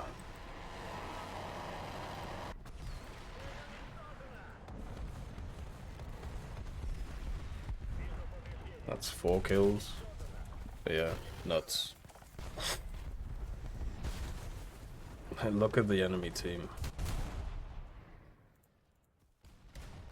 What is an SARH guidance? It's a semi-active radar homing. So basically, in order to be able to use a missile, which is a semi-active radar homing, you have to maintain a radar lock while the missile is moving in. So you have to lock a target with your radar from your plane, then you launch the missile, and then you have to maintain the lock through its whole flight to be able to hit the target. So for something like an R550, or an R550 is a magic, right? For something like a 530D or a 530F, you have to be able to hold lock the whole time. The Magic 1 and the Magic 2 are crazy powerful though, so you shouldn't really have too many issues with those. You just gotta make sure not to launch them too close to the enemy, since with the Mirage 2000, which I'm guessing is the one you're using, you're not gonna have a ton of them. They're very good though. So we have Mac. I think it's funny that people accuse Naval of having simple mechanics, meanwhile in tanks, whoever sees the other person first usually wins. And in air, whoever fires the missile first usually wins. I mean, yeah, I don't think naval mechanics are any more, like, basic. Oh my. Does this... Oh, man, it's amphibious. Look at that. Well, kind of amphibious. But, yeah, a lot of people, I think, look at naval and basically, for me, I don't think its mechanics are, like, simple. I think the understanding before you go into stuff is quite important. But the major issue for me with naval is the RNG nature of it. Like, in ground, the only RNG natures are at, like, the really high top tier, with, like, stuff like spore liners now, and also just rounds not doing a lot. That's obviously something that's a problem. Why is this thing just, like, bucking up and down so hard? But, and then in aviation, you know, all of the missiles and how they work is all pretty sorted, right? Like, it's not something that's crazy. It's not something that you have to, like, worry about. You know how the missile's gonna act. So sometimes it does somewhat loopy, but, you know, it's still in the parameters of what happens with the missile.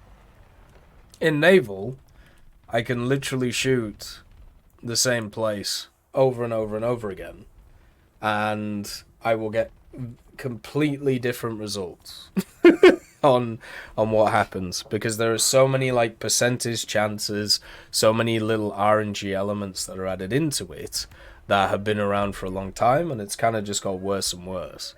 So that is, in my opinion, why a lot of it isn't that people call it, like, you know, simple mechanics, because, you know, the mechanics themselves are about the same as everything else, but pretty much everything else is pretty simple.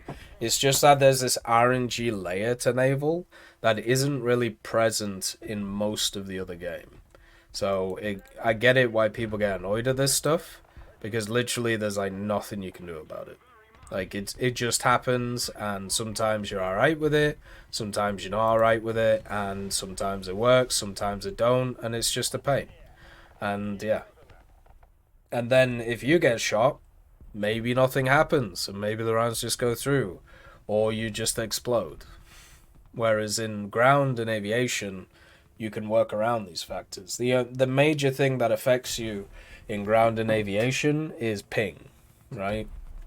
What affects you in naval is RNG, and RNG is much more annoying than naval. Much more annoying than ping, because ping can be fixed, RNG can't. So ping is something that's going to affect a decent amount of players, especially depending on where they live, but RNG affects everybody, so that's why people get pissy at it.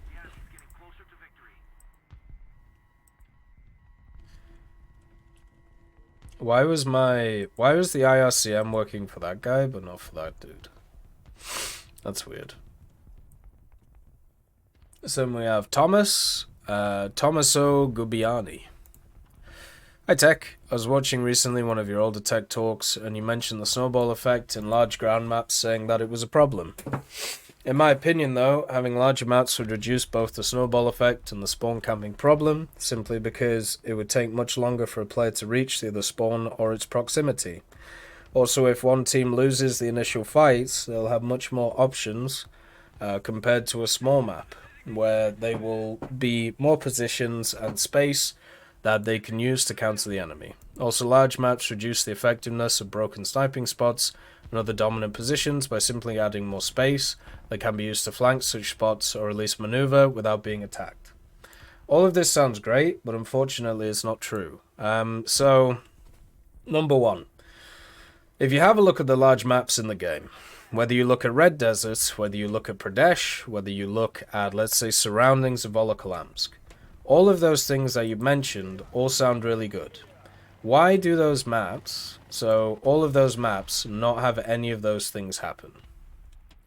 It's because of the fact that even no matter how big of the map that you make, you are going to have defined routes that people go around to be able to fight in different areas. This is something that happens no matter, you know, where you go or what you do. It's something that is constant, and it's as if like a lot of people are just programmed to go to these specific areas.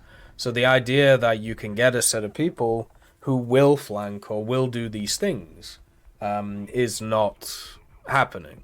Because a lot of these maps, if you look at the large ones, don't offer these. They offer you very generic routes that you go around. And then once you go around these routes, what ends up happening is... This guy is really hitting me up. What ends up happening in this regard, right, is you still have to go through specific choke points. You still have the caps that you have to go through. You still have all of these things that you have to, go through to win the battle, which are part of small maps or part of big maps. So it isn't just, more flanking opportunities, because if you have these wide open spaces, all you need to do is you need to just sit in one place and you'll be able to cover all of those areas, which is what happens consistently with a lot of these things. So I wish it worked like that.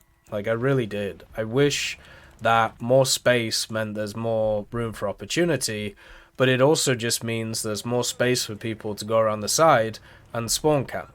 It means that these defined areas that you have to go into, there are now more positions that people can take to be able to fight from. And that means that it doesn't have the effect that more and more people have access to, more routes and stuff. It means that those routes are just closed off even more by more positions. So it just becomes, once again, the same thing, where if you have this situation where a lot of people do just play like these areas, right? Or play these maps. Once they get that, once they get to those areas, they just dominate even more. And then you get people who don't want to just drive 5 to 10 minutes to be shot in the face. Which happens a lot too, because of these like things. So you're not like giving people more options by just making something bigger. If anything, you are giving the people who win the initial battle more places or more areas to be able to fight from. So now they just have more positions where they can just camp you from in the center of the map. And also, no matter how much you change a map, the spawns stay the same. So people know where to look when it comes to CAS, and then they just look for smoke barrels and then just shoot you from there. Like, it's... If what was said happened in reality, I would completely agree. But every single reality that I've lived in War Thunder, none of it is true, and none of that happens. Okay? And also, people just ban the maps over and over again because they don't want to play them. One of the big issues right now that people are having in aviation, and one of the things that are literally being talked about is, the idea of making maps smaller again, because people don't want these expansive things, because everybody just does the same thing anyway, no matter how big the map is. It's nuts. Hey, Jeremiah, nice to see you. Yeah, and the other thing is, Sabosin says, what if you stock? So you drive around at half the speed of everybody else, you have heat, you don't have laser rangefinders, and you're just wandering around a map waiting for somebody to cane you. Like, it's not very fun. At least on a smaller map, you can at least try and gain some more advantages, and it won't take you half a year to get there. There's a lot of maps that I know that people play where they just go onto the map, and if it's too large, and if they are using a vehicle which is stock, they just won't spawn. And they'll just leave, because, oops, like, why would you do that? It's like playing a night battle without thermals. Like, it's just a pain. Hey, Biban, nice to see you. So it's just what happens. Like, I don't know. It's just how this goes. Loading screen tip says they have a tutorial on what's doing a stall or a spin. Where is it? Oh, I have no idea. Probably the advanced tutorials that they have in the game. So yeah, if the theoretical... Oh my Jesus. And we have Zenol Samisefo. If the theoretical idea that people keep going forward with when it comes to these large ground maps actually existed, I'd be all for them. But in practice, it doesn't. In practice, the way that these things work out is incredibly different compared to what we've seen previously. So that's the thing. So then we have Hello Tech. This is a slightly edited version of a forum post I made called the TU4 is sometimes defenseless. I'm not reading this. This is just a block of text about a vehicle which should have never been added into the game in the first place. I'm fine with the TU4 being defenseless. It should have never been added because it doesn't fit the game. It is a sign of, you know, the same thing that we've been saying a lot when it comes to a lot of vehicles. The issue is sometimes instead of just adding stuff, you know, sometimes you have to think, is it worth adding this? There's a reason why we haven't seen any more high-end bombers, because they're very hard to balance. So, but yeah, I'm not going through all of this. Sorry. There's a reason why I don't read a lot of the forum, and it's because a lot of it is just a lot of bravado and also a lot of personal opinions based on things that people play without taking into context, like what would happen if it was changed or what would happen on the other side of things, which is more important. So we have Ulfed Tierson. Hello Tech, hope you're feeling better. Yeah, I am. I have to say though, Salty Tech nuking incels and crybabies for like 10 times had me laughing, got me feeling better. Thanks for all you do for the community, good hunting, and Happy New Year everybody. Yeah, you too. Happy New Year. Sometimes it just is like that, man. Like sometimes, like it's the thing that gets me into trouble probably the most. Like there'll be like ideas or thoughts that I'll get like asked like 20, 30, 40 times. And I'll answer them like 39 times the same and, you know, kind of go through the same things. But to be honest, sometimes I just get bored. And also I just get sick of like going through the same stuff over and over again. And so what ends up happening is I just fucking, you know, go a bit nuclear and just go, you know what? This is stupid. This is stupid. This is stupid. This is stupid. Why would you ever think this? Why is your brain broken? How many times did you fall to death when you were a baby? You know, why, you know, why did somebody decide to use you as a baseball, you know, in practice? You know, all these things. So it's just kind of how it is, right? Because one of the hardest things I think to understand as an individual, and this is something that I've tried to get across over many years, is you may think that you have like a really, really unique opinion about something, right? Or you may think that, you know, the idea is to push forward these interesting things that you feel like you've never heard before. But I can honestly like say to you, I have heard it before. And I have heard it many times before. And usually a lot of the opinions that I have been formed a long time ago, and that's basically because of the fact that I've run into it so many times. Now, the things do change over time. Like, you know, my opinions can change, and they have changed, usually down to what's going around. But at the same time, like, if the opinions are just something that I've gone through over and over and over again, like, you know, you end up just having a situation where you just get sick of it and do it again. It's one of the things I found with doing the audio tech talks. Like there was like 3 sets of people. There was like the one which is generally pretty cool and just wants to chat about random stuff and just wants to have like kind of a you know, whether it's about War Thunder or whether it's about live stuff, and that was pretty cool. I like that stuff. Then you had number 2, who basically was a person who came along and chatted about whatever was the flavor of the month thing at the time, because they're not an individual person, they're just a bot. And basically they just wanted to talk about what was already around and what their opinion is, which definitely is unique and interesting, even though it's the same as everybody else's opinion. And usually when that would happen, I would just throw in just random like questions about the thing, just to try and help them like form like a slightly more interesting opinion. But a lot of the time I just realized they just didn't even they just didn't expand it that much, because they were just repeating what somebody else had said. And then you had like the third person, which was the person who's affected by whatever they did that week. So if you got a set of individuals who were like, you know, kind of sat there and they played like this specific thing this week, then that would be the thing that was like on their brain and they had to like get it out. So a lot of the time, like many of the conversations just turned into exactly the same thing, because even though people don't like to think about it, a lot of people are massively affected by like the things that they see in media and the things that are around at that time, which is why there's so much money pumped into the idea of trying to understand or trying to get people to chat about certain things.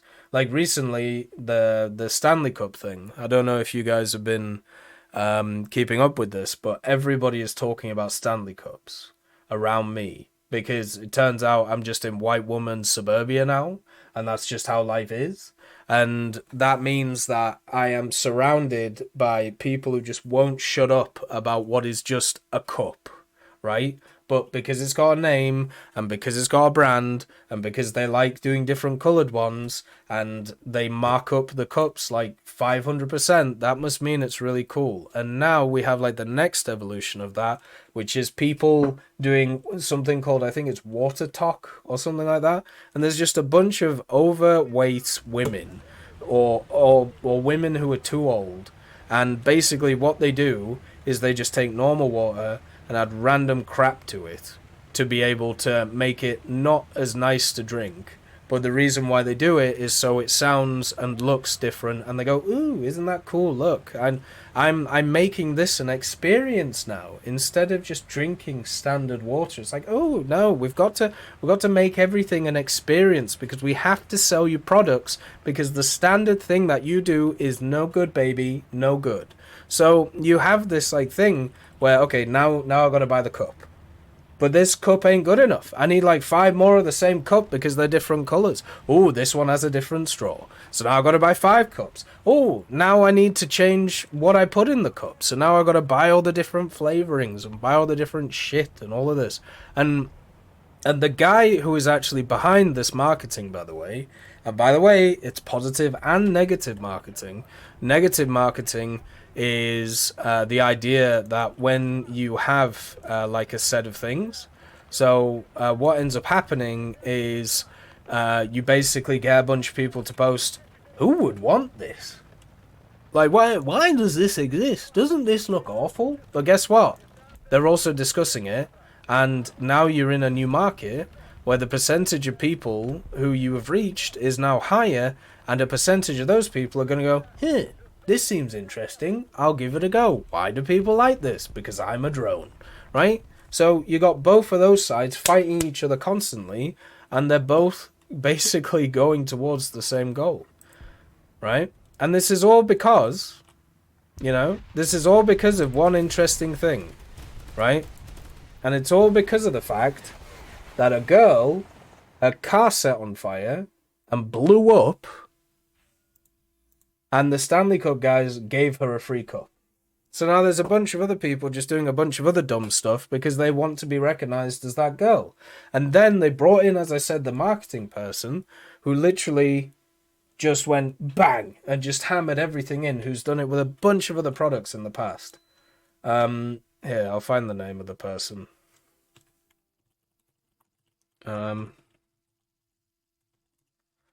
Let's see. Is it Sue Dietrich, maybe? Yeah, this marketing pro got Crocs on every celebrity from Bad Bunny to Justin Bieber. Now he's behind the Stanley tumbler you can't escape. Terrence Riley. Terrence Riley. That's what the guy's called, okay? He's behind all of this, right? And so, yeah, that's just the new thing right now. Which is why these cups are just insanely, like, the revenue of the people who haven't changed their product in, like, years and years and years, like, literally decades, is now up tenfold. Because of crazy white women. Because they have to have the new hot thing. But yeah. Everybody's an individual, and everybody really thinks a lot, and everybody's really cool, and you don't get influenced by anything in your life, okay? You're all just individual, wonderful people, okay? And you all have individual opinions, and they're all very different, and they're all great. Maybe if you have the same narrative as everybody else, could be right, or maybe you have to work out where the influence is coming from. Welcome to social media, lesson number 1. Trace the source. So yeah, anyway, sometimes I get kind of sick of hearing the same thing over and over and over again. Like sometimes we'll literally have a day on stream where like there'll be 10 separate or 20 separate people who'll turn up, and they'll just say the same thing in different ways. And some of the guys who are like here, you know, more often kind of pick up on it. And it really is like a brain, like, it's just like a brain rot. Because it'll just be a really weird idea. Like, it'll be like, hey, Tech, do you think the Gepard 1A2 should get flechette rounds? Okay, what? Like, sure? Like, who cares? Like, what is that? Like, what? Or, hey, Tech, do you think this vehicle should get, like, this random, like, smoke shell? Yeah, sure, but why is there 10 people telling me about this? And it turns out some guy made a video about it, and like, it's about the intricacies of the weapon system, and oh, did you know it was designed to do this? So then there's a bunch of people who watched it, and they've gone, oh, well, you know, what do you guys think of this? You know, I'm the first person to come up with this, you know? And then they all lie and say, oh, I don't know. I don't know where it's from. Like, I don't know, I just thought about it today. No, you fucking didn't. Because there's 9 other people who've had exactly your same thought. So either you were all born into, like, the same family and just discuss these things around the breakfast table, or you're just lying to me, you know? Yeah, exactly. Can X-Jet get X-Missile? Yeah, that's another thing that happens. Hey, Tech, did you know that, you know, this thing could get this? Well, no, I didn't. And then the next person comes along in 30 minutes. Hey, Tech, did you know that this exists? No way. And then the next person comes along and goes, hey, Tech, what do you think about this getting this? And it's like, all right, who was it? Who did it?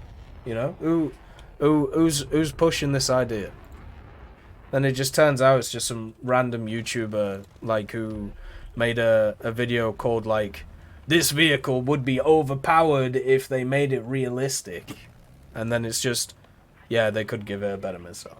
Like, it's just that every time, man.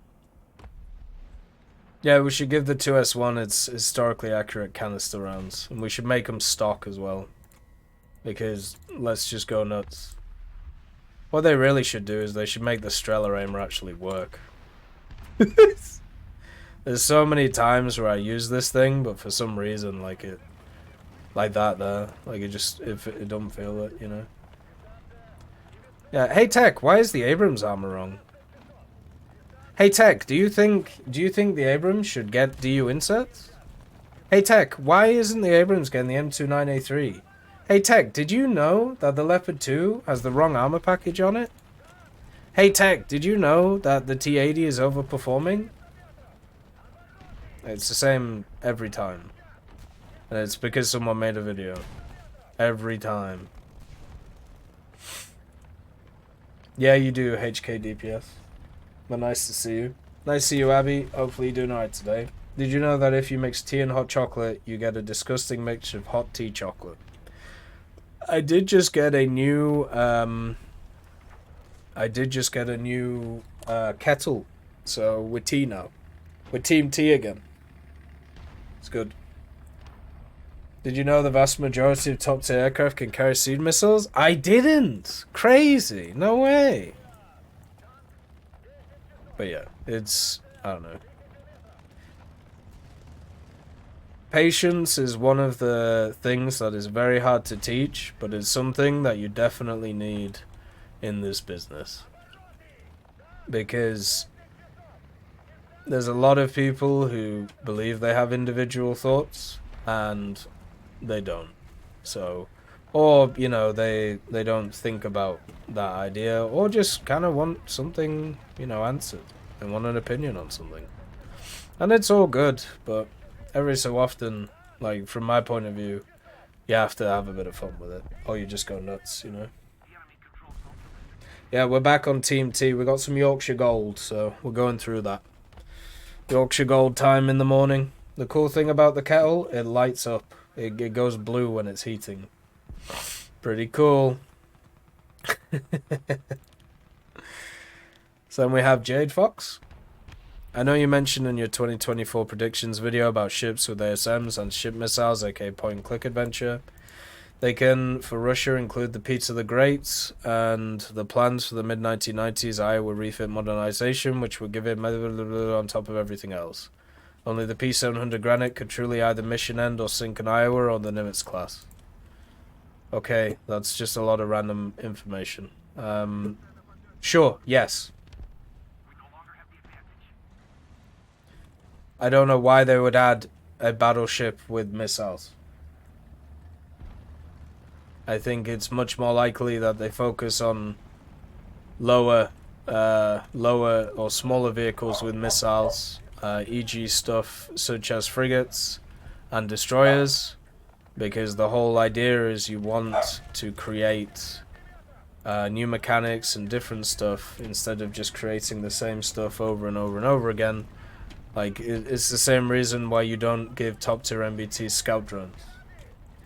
Because you want things to feel different, and you want things to be different. So that's what they're focusing on. Making the same things over and over again won't make that. Instead, it'll just make everything the same. And if you make something which has access to all mechanics, as we've seen in the past, literally what that'll do is it'll mean that everybody will just play that thing and nothing else. Which ain't good, you know? You want a bit of variance. Variance is important. There we go. But yeah, they could add crazy overpowered vehicles in the next update when it comes to Naval, but the way that they're doing things right now, I think it's much better, where they are actually taking their time to increase the level of these things instead of just, you know, throwing in stuff like that. Simple as that. Thank you for the Prime subscription, HKDPS. Thank you for continuing to support the channel. It's very much appreciated. Thank you very much. So we have Captain C.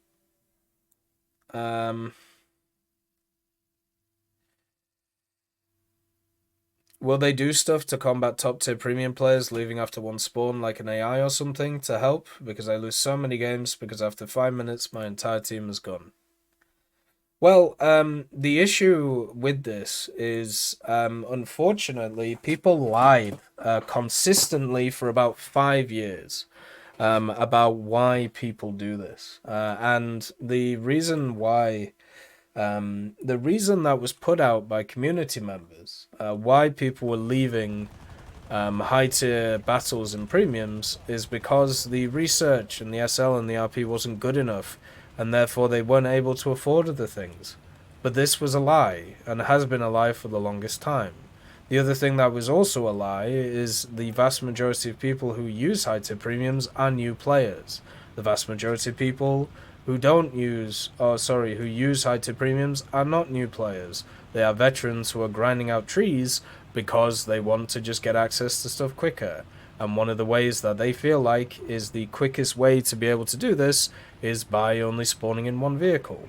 Once we can actually accept that as the reason, and I don't get shouted at for saying it over and over again, then we can actually have an honest conversation about how to fix these things.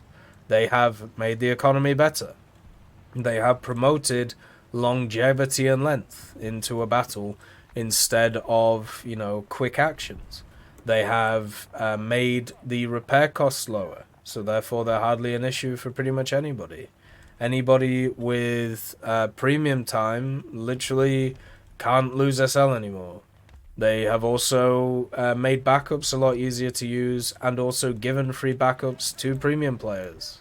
Like, what more do people want them to do? I don't get it. Like, what's the play? What's the plan? Because they've tried to do pretty much everything. The only thing they haven't done, which is something they should have done in the first place, is not sell the damn things. But we're past that. So that ain't gonna work, is it? Because they're already at the point where the vehicles have already been sold. It would have been much better if they didn't sell them in the first place, but they have, because money. So what's the plan?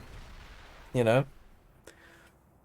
Yeah, and the other thing that we've talked about a lot, that once again Habosan has brought up, is the fact that a lot of the time at top tier, because of how mobile a lot of the vehicles are, and no matter how big the map is, right? No matter how big the map is, you have situations where you have vehicles which are pushed in, and the respawning a second time is completely worthless, because you know you're just gonna die anyway, because the other team has already got into the nice positions and you can't stop it. This happens a lot, no matter the size of the map, and it is a crux of War Thunder, but I think in general it's better for that to exist instead of the opposite, which is literally everybody only getting one spawn, you know. So yeah, I don't know. Bro, if they had subs like Cold War subs, you wouldn't be able to play surface ships because the Sea Wolf would just wreck you. Okay. When they get added, we'll revisit that topic. But for now, I don't really feel like going through that topic. But yeah, it's an unfortunate thing that the conversations around it are finally getting to a point where they're actually talking about the correct thing, because they've brought in so many different things. Like, they've brought in a ridiculous amount of ways of just trying to get people to spawn in again. But you can't change the fundamental thing in War Thunder. Once people get into very positive positions in the game, it's very hard digging them out. Very hard digging them out. And it's something we've seen consistently in the game's history. And this is pretty much every game mode as well.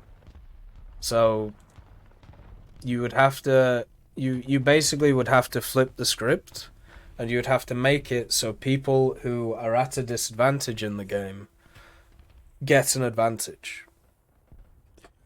But then you are punishing people for playing well. So I don't know how that would work. So yeah, and then people want a non-cast mode, so you really can't dig people out. You know, like, I don't know. But yeah, so I don't know. You have to change people's mentalities. You have to make it so a lot of people are more interested in spawning in again.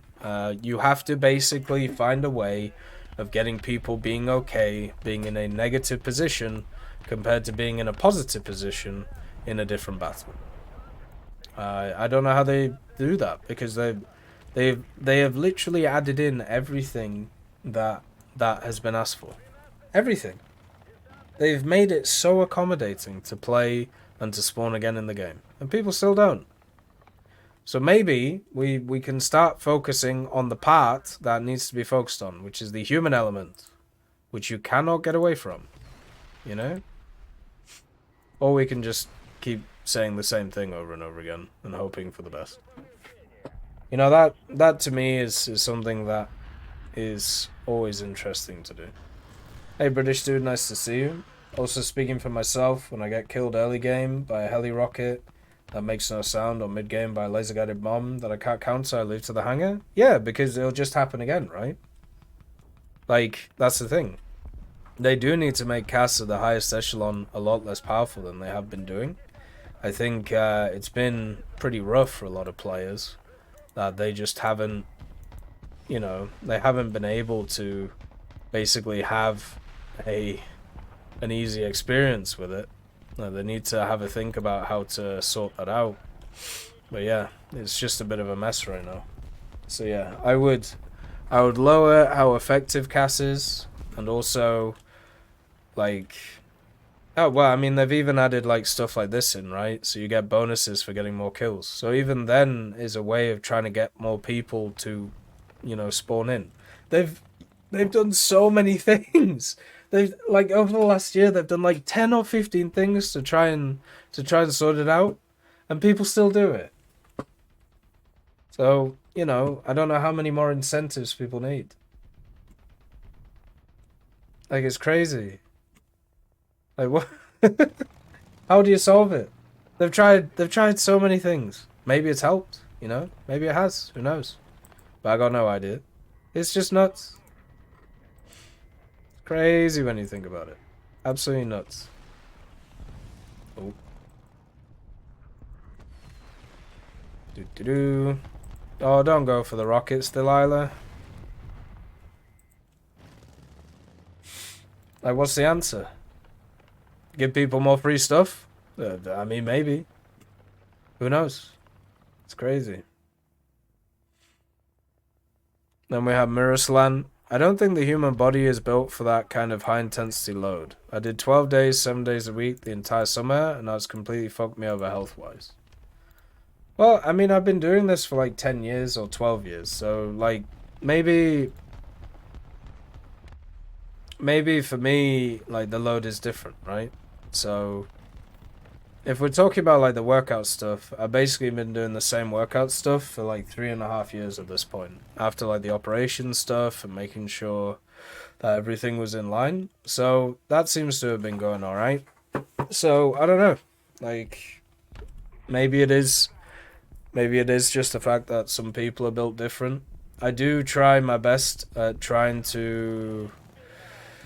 I do try my best when it comes to rehabilitation stuff. Like, I do the Kairos stuff. I do, you know, more sleep nowadays and all those. But yeah, like, it could just be that people are just set up in different places, and that's okay.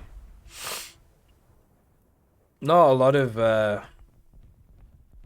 Nobody in my life seems to understand how I can do all the stuff I do. I don't understand it, but it exists, so I don't know. When do you think Guardian will add the hot tracks to the Comets, since everything else on the Comet chassis has it, except the Comets? I don't know. There aren't many Comet chassis in the game, are there? Who knows? I just realized there's only 2 of them left. But yeah, I don't know. Maybe next update. That hot tracks thing kind of just disappeared, didn't it? Like, thinking about it. It didn't really last for very long, did it?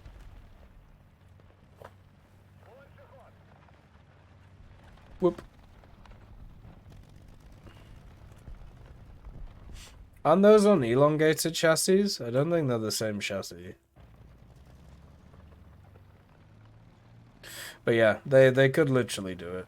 The hot track stuff was so weird when it came out, because everyone was like, "Ooh, look, sparks! Ooh, ooh." Okay. That was one of the saddest updates in War Thunder history.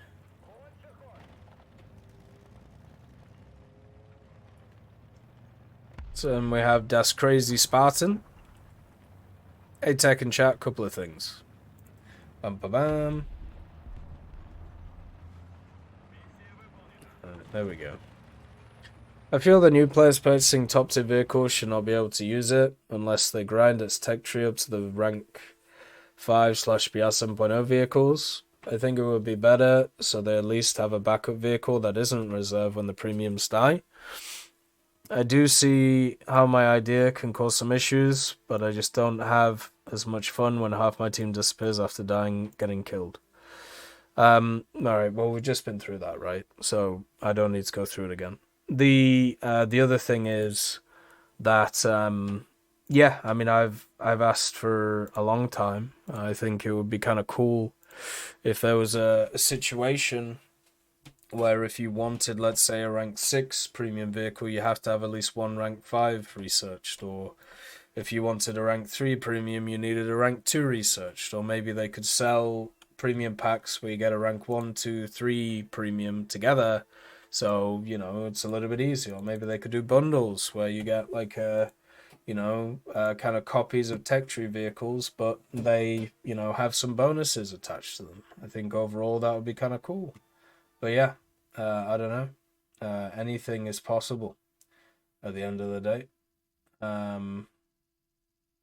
I think in general that would be quite nice to see. And overall, I think that would be quite nice. Maybe they could do, you know, something like that just to try and incentivize people having proper lineups. But at the end of the day, you have to solve all the stuff we just talked about, and that's hard to do. Next, I know the whole Ariete thing is a little annoying, but please bear with me. It's not annoying, it's just worthless. What can I do to make the Ariete more balanced with other top tier vehicles? I've only got in the PSO, but going against tanks that can easily one-shot me meanwhile, I have to shoot them 3 to 4 times just to kill them, doesn't feel balanced. Well, learn where to shoot top tier vehicles. The Arietes have DM53. It's insanely powerful, the 120 for the 120mm. One of the best rounds in the game. So yeah, if it's taking you 3 or 4 shots, it's time to use the protection analysis. It should take you 2 at most with a lot of these things. So yeah, that's the first thing. Number 2, look, certain vehicles are not going to be as powerful as other vehicles. I was playing the MiG-23M the other day. The vast majority of my battles, I have in them MiG-23 MLAs and MiG-23 MLDs. A lot of the time I'm facing them. They are literally just a better version of me. Still gotta do it. Still gotta fight them, you know? Unless you have a situation where, you know, what you're using is a top tier vehicle and it has no competition, you're always gonna have situations like that. The Ariete is still very mobile. It has a very good round. It has very good thermals. The only thing it doesn't have is armor. You know what you shouldn't be getting shot? You know what should be happening at top tier with your MBTs anyway? Not getting shot. So if you're looking to, you know, play the Ariete properly, you just play it like every other MBT. You focus on not getting shot and shooting first. Armor is the least interesting factor at high tier, because you want to play at high tier as if you have no armor anyway. So you should prioritize being able to hit first instead of second. So if you're getting into situations where you're doing trades and stuff like that, you're not doing it right. You know, you need to get into advantageous positions where you don't have to trade stuff. That's how you play the Arietes. That's how, you know, it's happened for a long time. So just use it how you would any other MBT. Like, don't like just try and get into positions where you don't get shot. And I know that sounds really dumb, but we've had this argument for many years about how to play top tier MBTs, and there is this weird belief that, like, you know, you can rely on this vehicle's armor and you can't rely on this other one. Nah, not really. Like, there are certain vehicles which will sometimes tank shots randomly, but if you're playing against people who know where to shoot, you will not be able to survive. So why not just play as if you don't have armor? Play in a way that you always get the first shot off first, or at least the majority of the time, right? So don't even think about armor. Don't even think about trading with armor, because you don't do that with any MBT anyway, or you shouldn't be doing that with any MBT. Simple as. Don't limit yourself, baby. Alright, thank you and keep up the good work. Anytime, you know? We'll keep going.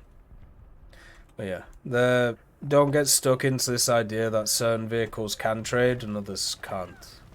There are very, very few vehicles in the game that can trade, and even then, a lot of the time, you just get killed anyway. So, yeah.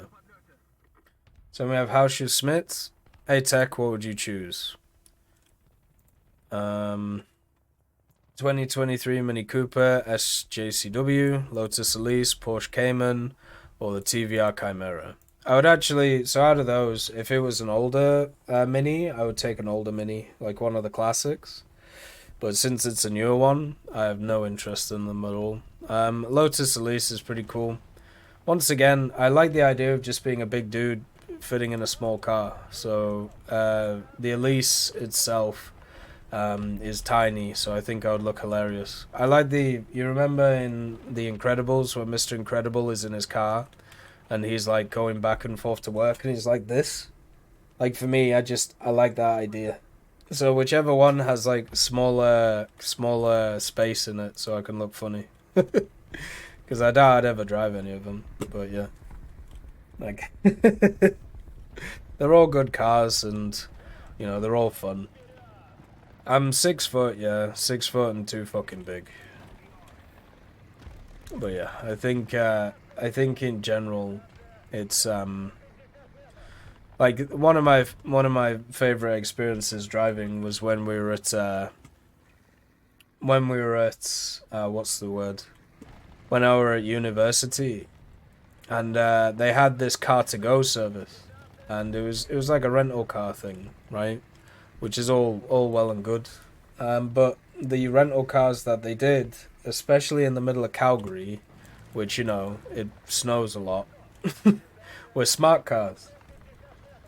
So you could bomb about in smart cars, and I just found it really fun because I literally just didn't fit, and it was like driving an oversized one of those like golf carts. It was super fun. Like I was literally like this, like trying to drive the thing. So yeah, whatever vehicle makes me look comically large is the one I would go for.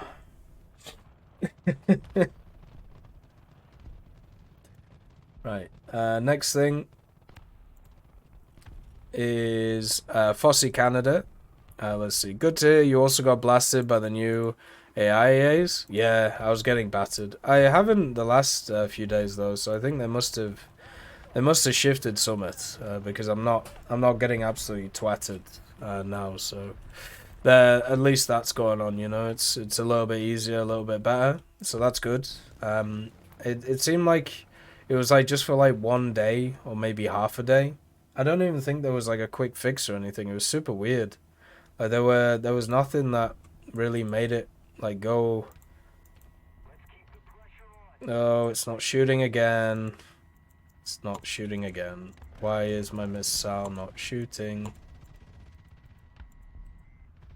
Why do I bother? You know, it's just not. Look, I'm left clicking. Nothing's happening. Crazy.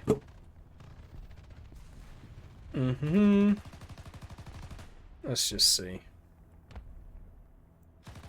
Yeah, my left click's working with my machine gun. Nuts.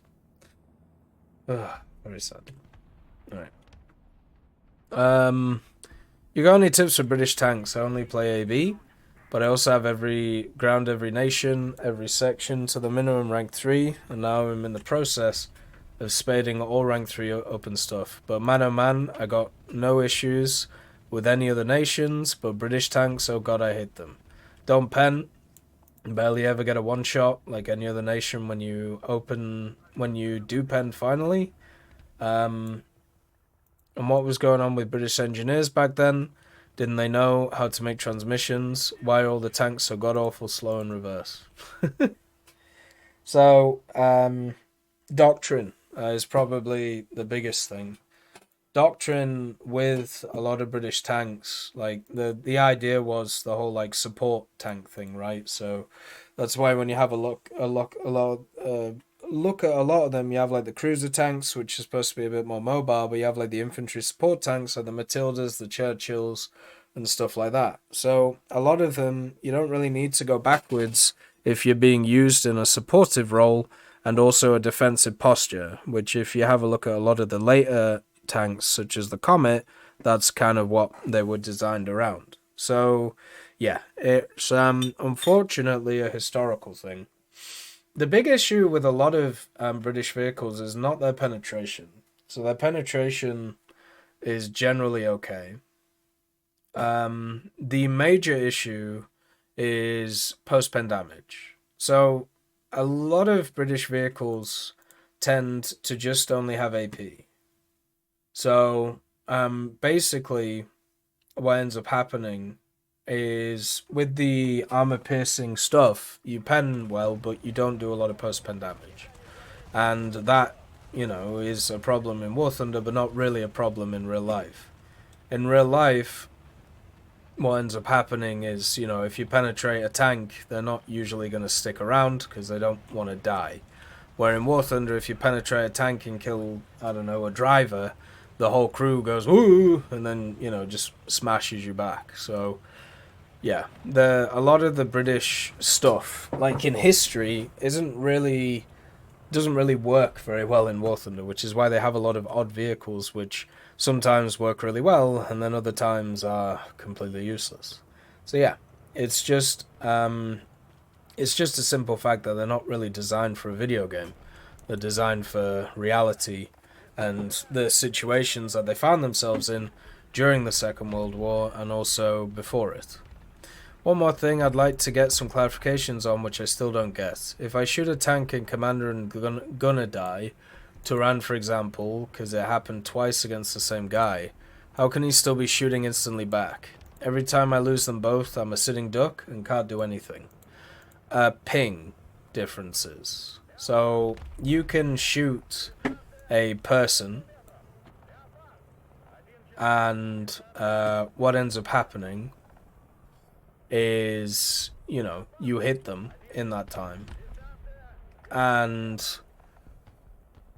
on their screen, they have already fired their gun or in the process of firing their gun.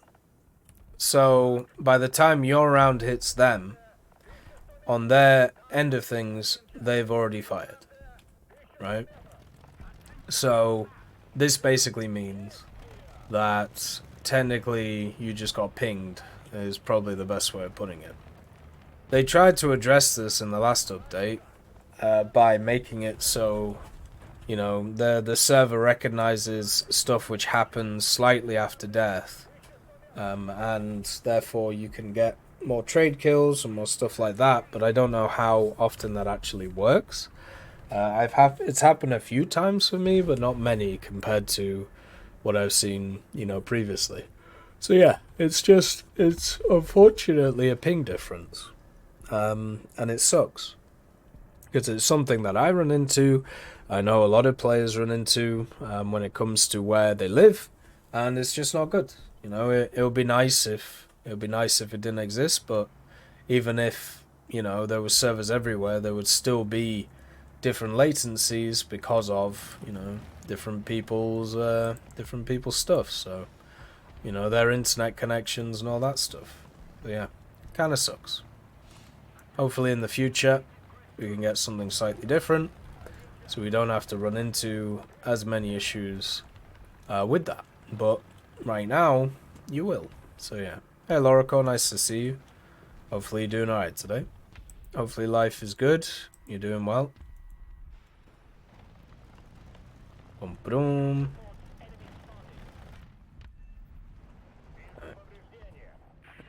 So then we have Nuki Avenger. Hi Tech, happy and healthy new year. Yeah, same to you. Let's have a fun health time, why not?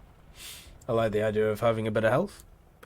I think 2023 was a very positive year for War Thunder overall. Nonetheless, I think in terms of clarity and strain on the eyes, it's been quite bad.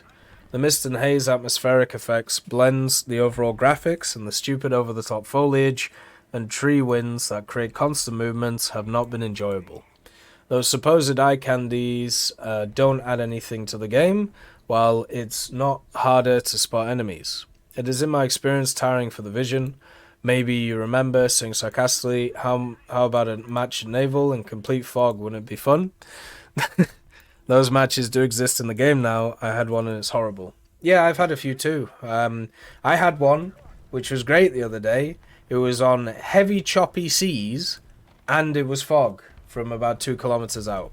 So I couldn't see jack all, and also when I spawned in my coastals to have a bit of fun with, I also couldn't use them properly because I couldn't bloody see anything.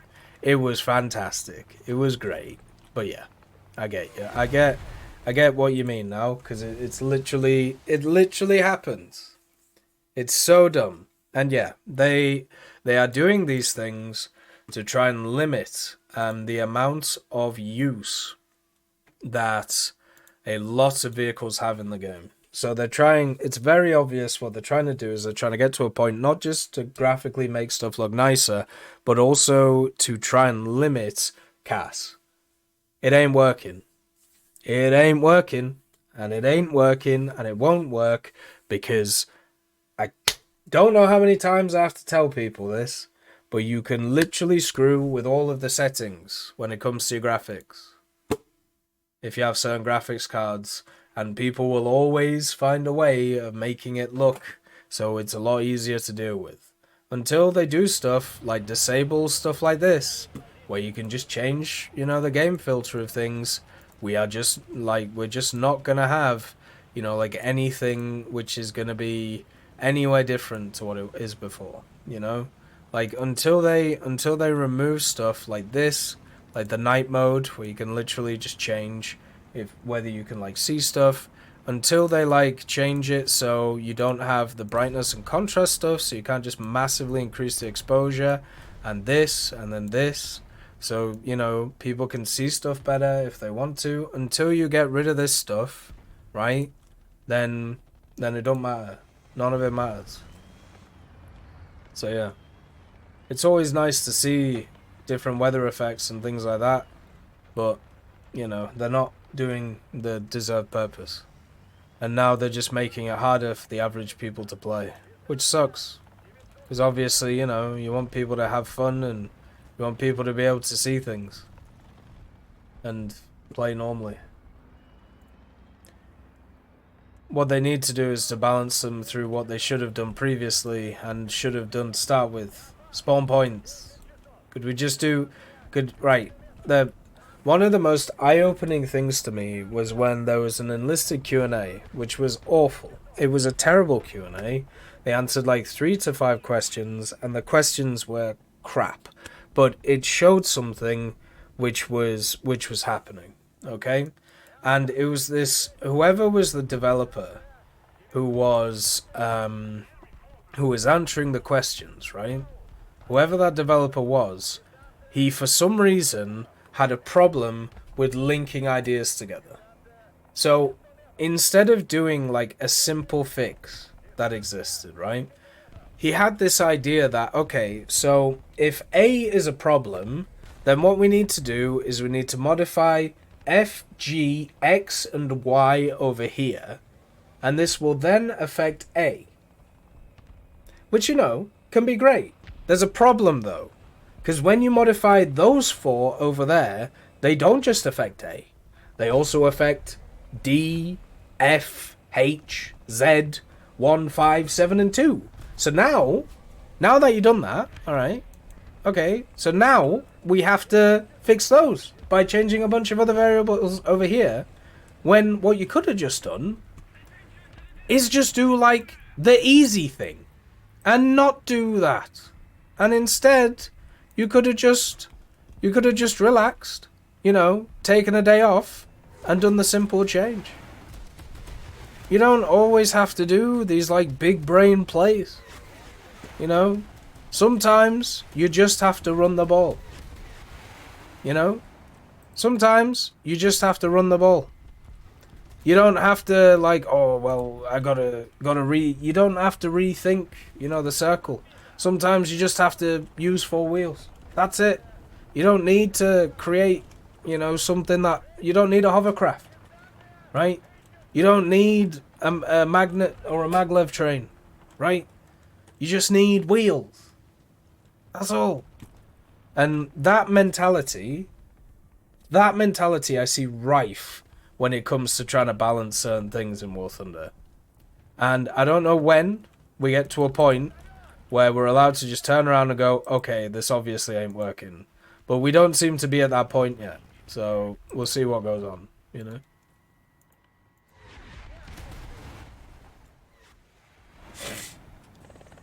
Hey Teddy, nice to see you. Hopefully you're doing good. Yeah, just literally need to give the Sturmesser machine gun. That's it.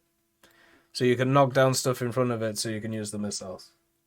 Right? Stuff like that. But no, we have to massively change its repair cost. We have to change its BR 3 times. We have to change its launcher so it's faster. We have to do all of these things. Or just give it a machine gun.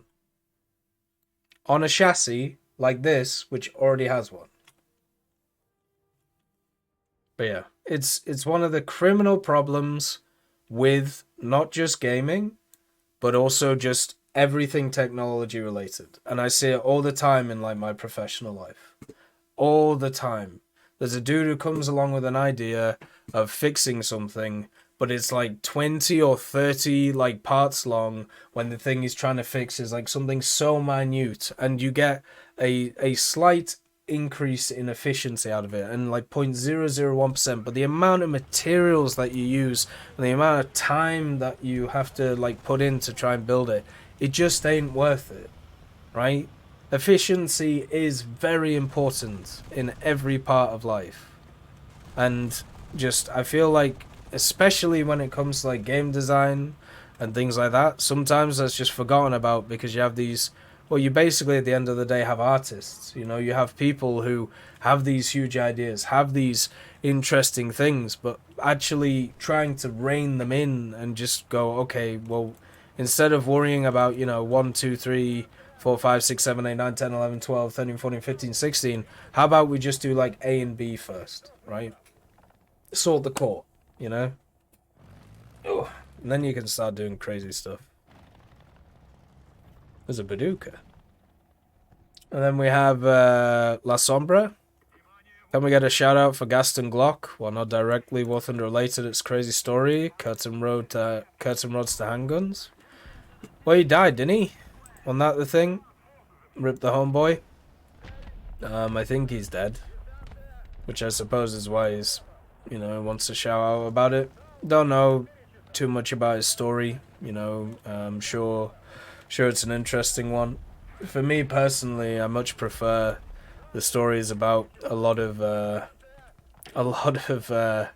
guys in the Second World War, which were like you know, railway companies, or like Blom and Voss, who were shipbuilders, and they're like, you know what, we should maybe make planes.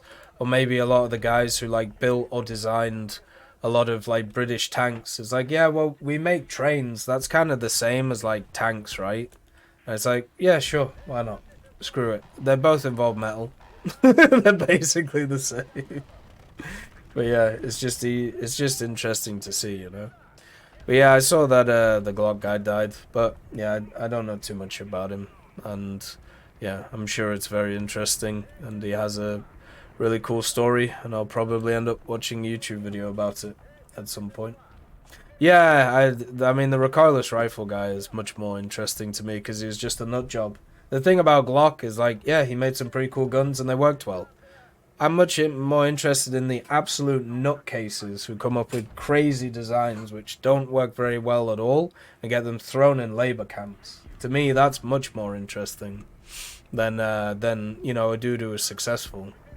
The dude who is successful, like, yeah, cool, you made a gun, it goes bang bang, pretty cool, yeah. What about this guy over here? 300mm recoilless rifle on the back of a ship. Pretty cool. Alright. Then we have Piggy Stick. The TU4 and B29 both suffer. I knew they suffer, but I've been playing 7.0 and I never see them. I think if you're playing as an RWR, you should be able to see the missile on the minimap. No, I don't think you should, because most now a lot of RWRs don't have the ability to tell you that a missile has been launched, so I don't think that should be a thing. Like, it can only tell you if you're being locked or even if there are... Like, we've seen the expansion of RWRs over the last little bit, right? So you can now see... You can now see how everything, you know, works with RWRs with their expansion, where a lot of them have many different things going on with them now. Gaston Glock had a horse breeding business. A lot of higher end dudes do have horse breeding businesses. There's a lot of money in horses, mainly because you can rig races, but yeah, it's very interesting. But where is this guy? Oh. I'm gonna die again. Oh. Never mind. Oh no, never mind. I survived the heli, died to a 2S38, so there you go. It's not organized crime tech, it's entertainment. As I said, isn't it really cool that every sporting event now has just been taken over by gambling? I wonder who's running the gambling. I'm sure it's not guys in the Cayman Islands. I'm sure they have no ties to anybody rude. I'm sure that a lot of the esports gambling that went on wasn't just Russian oligarchs trying to make money or Chinese betting houses making money. I'm sure it's completely different people compared to what it has been for the last 30, 40, 50 years.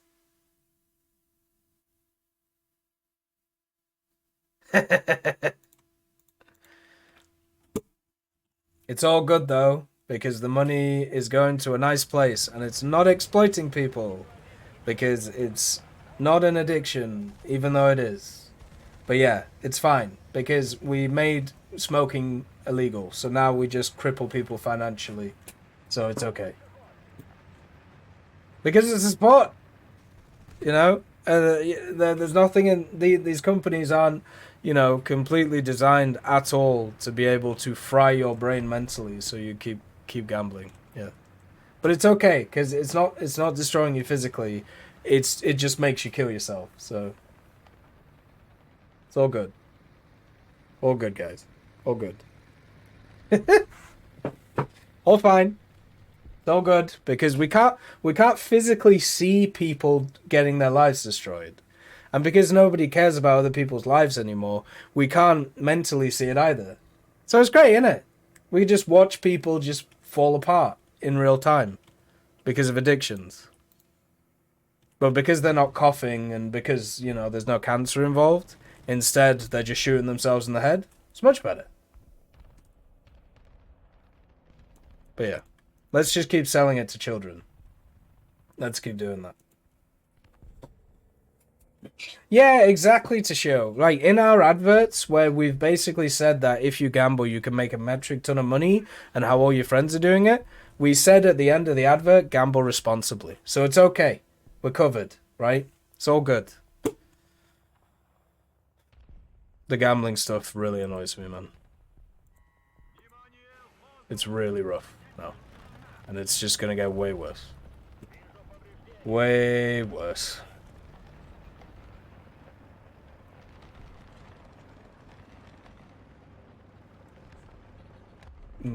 Exactly, Julio. Exactly. I somehow died, you know, after being mugged with, you know, or I somehow committed unalivement with 2 shots in the back of the head. But yeah, it's so ridiculous, man. You know what the crazy thing is about YouTube? On YouTube, you're not allowed to take gambling sponsorships. Did you know that? But they are allowed to advertise gambling on your videos. You know that? They're crazy, isn't it? Absolutely nuts. So what you gotta do is you gotta lie and you gotta say it's not gambling. It's actually lottos and not gambling with real money, and instead, you know, it's crypto gambling, so it's not actually gambling, even though it is gambling, but because it all leads to real money. But we say it's not gambling, so it's fine. It's chance taking, you know. It's lottos. It's all this. It's roulette. Ooh. Hey, Penguin Red, nice to see you. But yeah,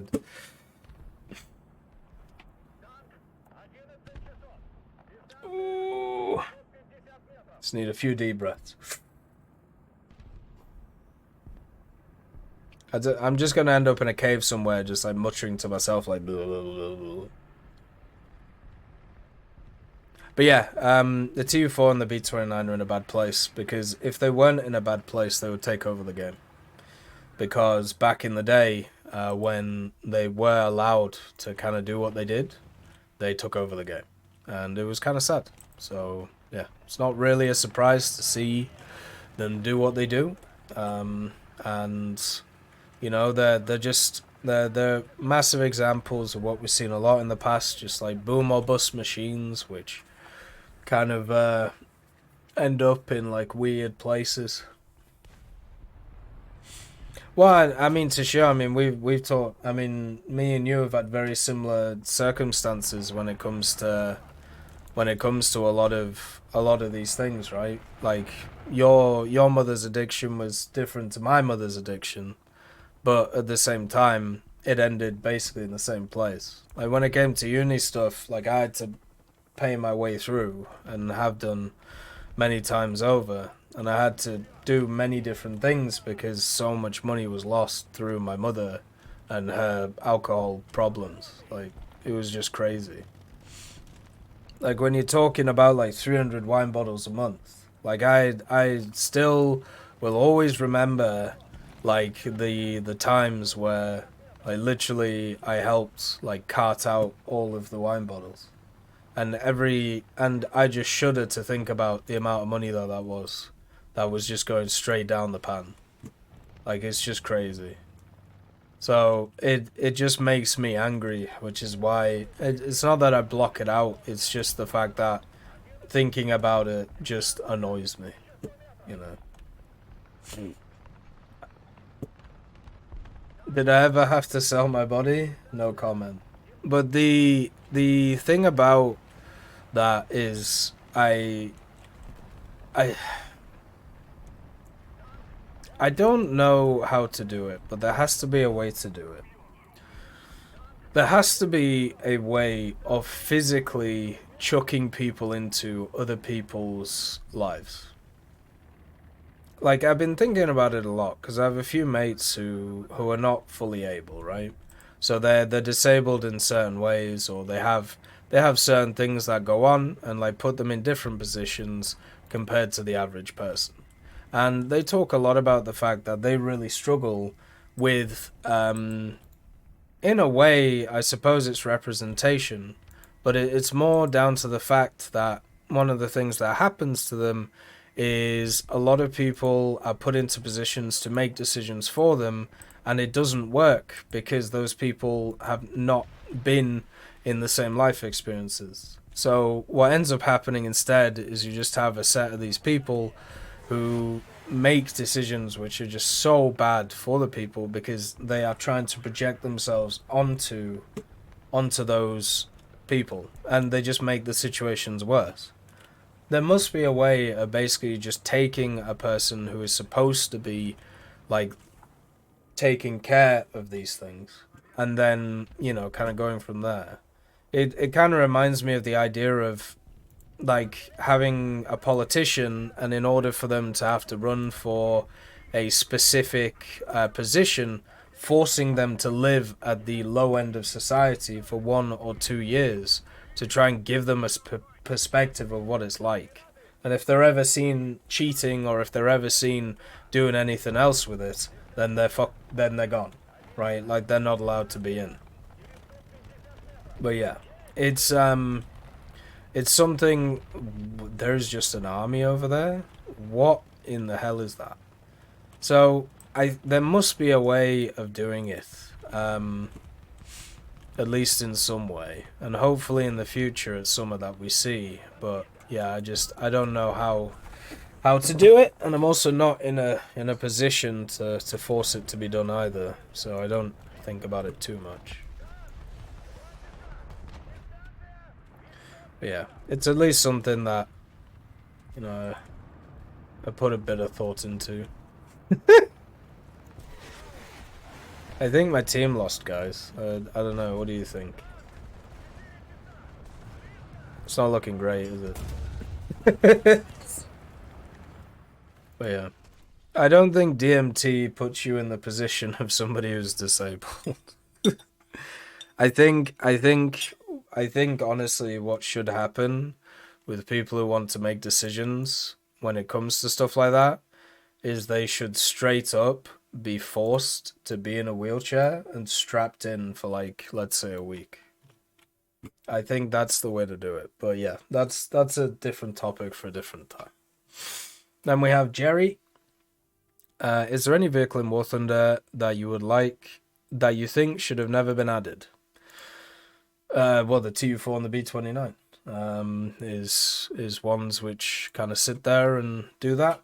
I think a lot of the fake vehicles have caused a lot of issues over the years, but I think a lot of them now are in pretty decent places. I think there is a bit of a problem with the Israeli nation as a whole in War Thunder, just because it is unlocked the crazies again, and you're going to see a lot of it over the next year.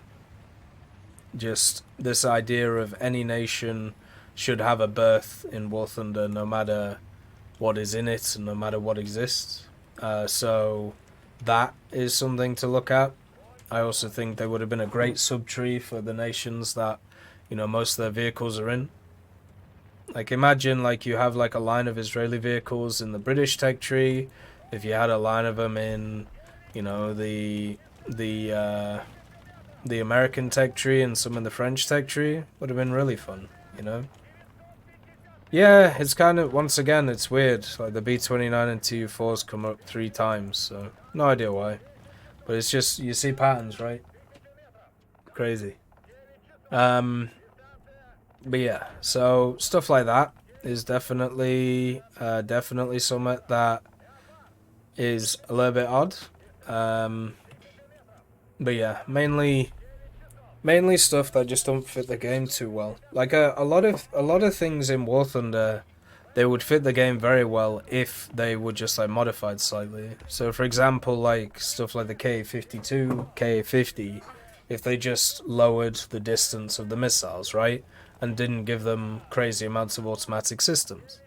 If they added, you know, a bunch of other things to the game, then I think, you know, it's something that they could have thought about before adding it. They don't have to add in all of the technicalities of all of the vehicles that have been brought in.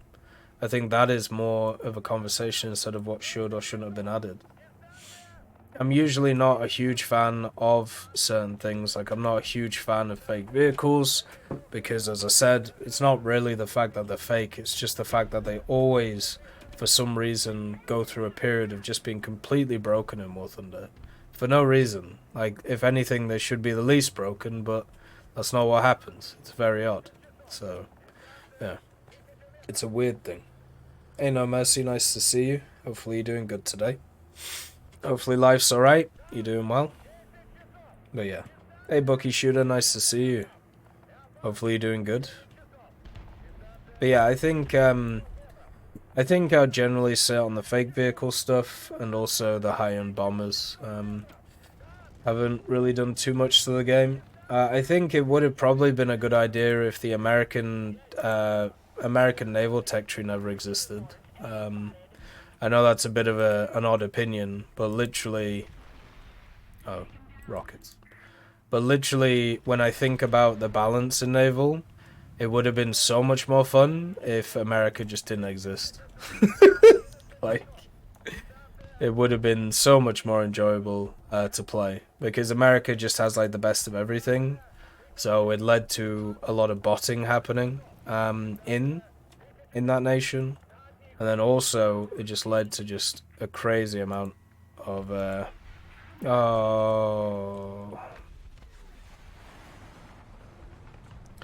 It led to a crazy amount of, you know, abuse, which isn't great.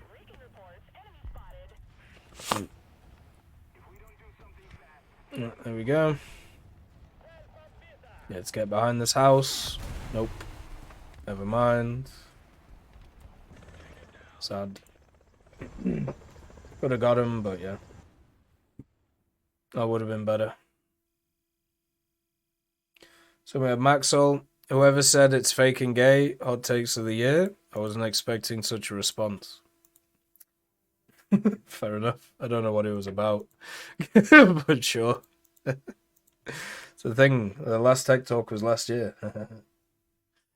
Irrelevant question. Have you watched any Detective Monk? It's a cool show about a detective with something like OCD that has a great actor and stuff. I don't think I have, actually. I really do enjoy detective shows, though. So, that'll be something which I'll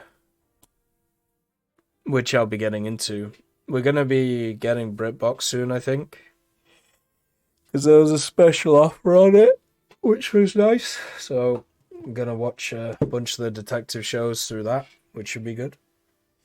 Excel are buying clothes at scam firms, and all of them says that the shipping company is the problem. We need hitmen to fix that. Oh, the middleman is broken again. Well, could you give me an email, the middleman? Oh, no, can't do that. You know. Oh, there we go. Fixing bombers in 2024. Well, there we go. There isn't a way to fix them, so there you go. Simple as.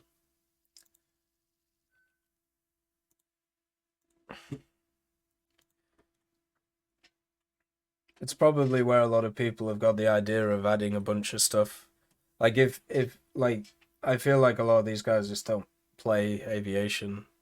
One of the biggest issues for bombers right now is there's a bunch of vehicles at the jet era that can do their job and other stuff at the same time. So even if you add them, what's the point? Are you gonna play a Vulcan over a Phantom? Why? You could multi-roll. What's the point? Who knows? But yeah, there was a new... There's been a few new Agatha Christie movies, so... Like, that's something that has been really fun. There's also been a lot of other movies that have been quite fun. That have been kind of detective orientated. But yeah, there's a bunch of stuff that over this year I'm gonna watch. Should be nice. What's the point of playing any bomber at 435 for you when Wyverns exist? Yeah, exactly. Like, strike aircraft is so much more useful now. Like, now that they've added more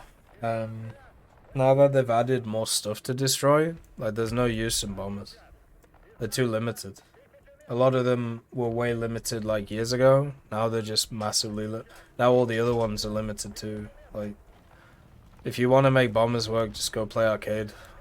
It's the only place where they actually have a place right now. Playing that F-111 was depressing.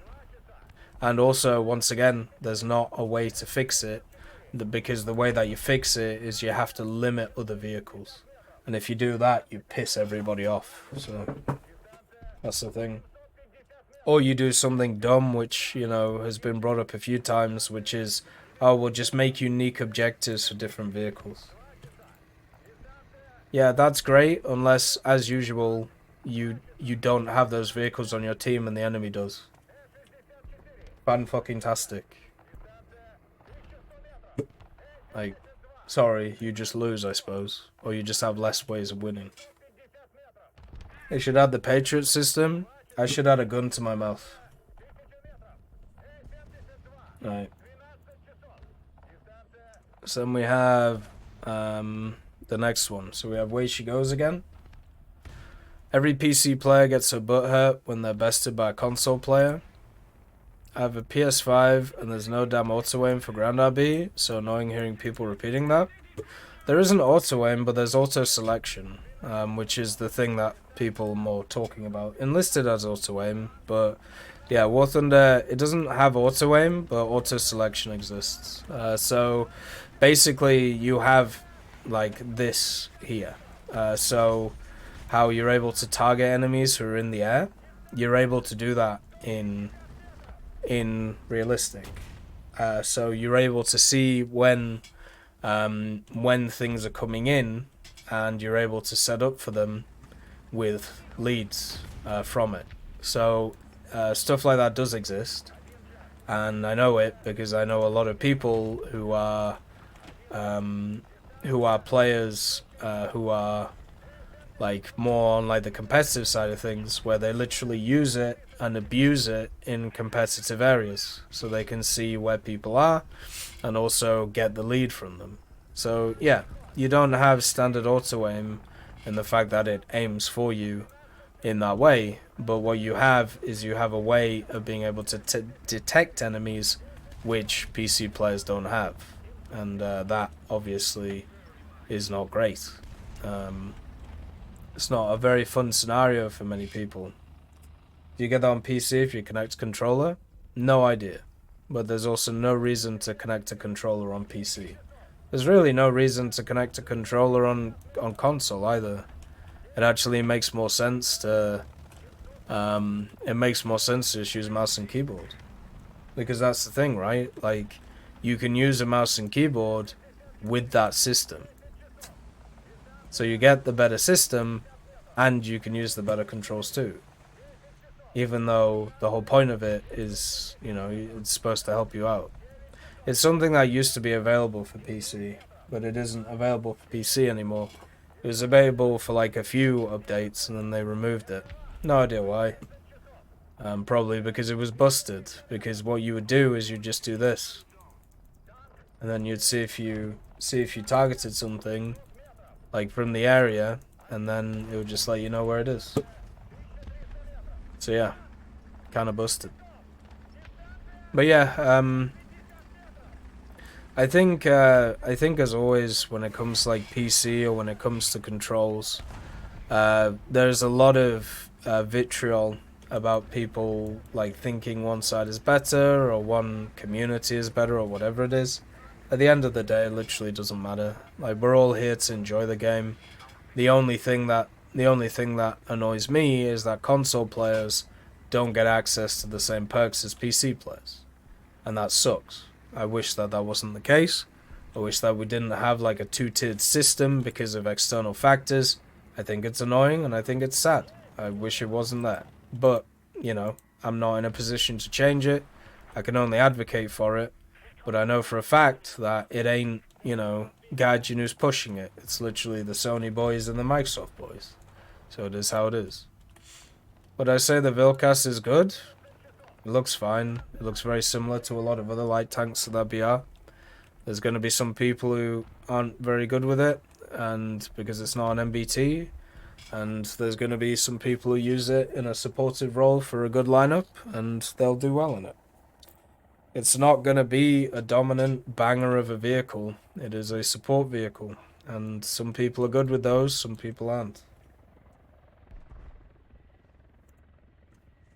Yeah, I think keyboard and mouse gives you a much larger advantage in War Thunder compared to a controller. I think anybody who's complaining about controllers being better than mouse and keyboard, well, hey, presto, guess what? You can pick up controllers for like $20. Give it a go. See how you feel. See if it's the same, In stuff like Call of Duty, it's completely crazy. Like the auto aim that's in that. But War Thunder is not the same as Call of Duty, so yeah. I know some people use controller on a PC. Well, those guys should be studied. Ugh. Yeah, I have a controller right here, and I use it for like story games, which are like side scrollers, and I use it for racing games, but I would never use it for War Thunder. Like in a million years, you could not make me do it for War Thunder. It would just be so limiting. Like, it's crazy. But yeah, the interesting thing about Call of Duty is they technically have two separate leagues for competitive. You have like the keyboard stuff, then you have the controller stuff. The vast majority of players who play though in the competitive side of controller, I think the main league, the CDL, is controller based, if I remember. It just looks so boring to watch. But that, I don't know. Call of Duty is very weird. When it comes to things. Then we have Didechi Gamer. When you talk about Spanish vehicles. HA114. Leopards, 2s, all around the spectrum. There you go. Done. Spanish Civil War. T-26. Panzer 1. Panzer 2. There you go. Easy. VRCC. You even... you have the privilege, as a Spanish speaker, of getting a full set of voice lines in the game for one specific vehicle. That's nuts. For naval, for ground, for Britain, I had to wait 8 years, 7 years to get British voice lines for British, like, ground people. Crazy. Hey, Rocker, nice to see you. Monday Night Football in a few. It's Saturday. Have they switched him? Don't you love the totally Spanish tank called the Leopard 2E, which isn't at all like the 2A4? Well, that's the thing, right? Like they can add him in if they want to, but let's not say they're like unique or whatever. But yeah, you know, that's 8 years too quick. Yeah. Should have had to wait for. Should have had to wait for, 20 years before British voice line. Only fair. But yeah, I'm sure we'll get more. I'm sure we'll get more Spanish vehicles. They have some really cool ones. The mixture of not the BF-109, but pretty much the BF-109 and the British engines, I've always found really cool. The Heinkels with the British engines, like the Merlin engines, they're really awesome. And also, like, they have, like, a few designs that will, get added in. I just feel like they're probably going to be Battle Pass and event vehicles. I can't see them being, I can't see them being anything else. But that's okay. It happens to the best of us. Saturday afternoon is when Monday Night Football is this week. Is that because of the college football playoffs? Because isn't the final like on Monday for some reason? I don't know why they can't do it on a Sunday, but yeah. Wow, that guy just straight up. Damn, son. How many did our boy just get? What was that? 1, 2, 3, 4, 5. I think he got 5 kills with one hit up. That's crazy. He just knocked out like half their team. Yeah, the Messer Spit would be cool. I'd be down for that. There's so many of those weird and wonky things. Like even like the ME 209. That silly thing, the race plane. Like that would be kind of cool to see. Like why not? Screw it. Have a bit of fun. Enjoy. Love life. All of that stuff. Like why not? Why limit yourself? There's no reason why we can't have Spanish vehicles. There'll be plenty of them around the place. So then we have like Cut G, second. He's actually fourth. And then we have Krista, says hi. Hello. Then Dejeki, fourth. And then T95 being first. So we have people all over the place. Still no Bob Semple, true. Very sad. Right, that's the end of the questions though. And do any of you have anything that you wanna bring up or chat about? Obviously we'll probably, if Rock is in the Discord, we can have a chat about the good old football, since it's gonna be on pretty soon. An FG, that's a Phantom, isn't it? Yeah. Pop. But yeah. State of our players. Takes A in Poland, halts. B is irrelevant. Then one guy is slightly flanking. and they put up a position to kill us coming off the base. This is 3 minutes in. Yeah, that'll happen. Setup is very important in War Thunder. Seahawks need to win bad? I have no idea. They're like, can they even get in the playoffs? The British Naval one? What do you mean, Teddy? Can you explain your involvement in the Iran-Iraq war? Since I didn't even know how long it was yesterday, I don't think I was very heavily involved. I definitely wasn't a MiG-23M pilot. But we're probably not going to do service records today because we're going to be playing that game with Freeman later on. Was it Baruka or whatever it's called? That one's really fun. I've really enjoyed it, and you know, it was definitely worth like the $4. Well, $8 because I bought it for both of us, but it's been really enjoyable. I think there's like a few hours left of it, maybe. We'll see. Oh, fair enough, Teddy. I get ye.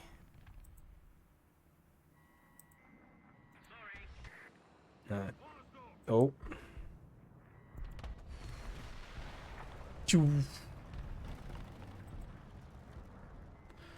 Well.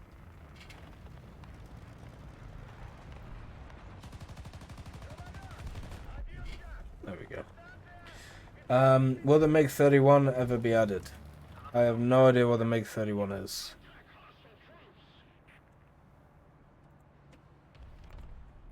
What is the MiG-31? The Foxhound. Da-da-da.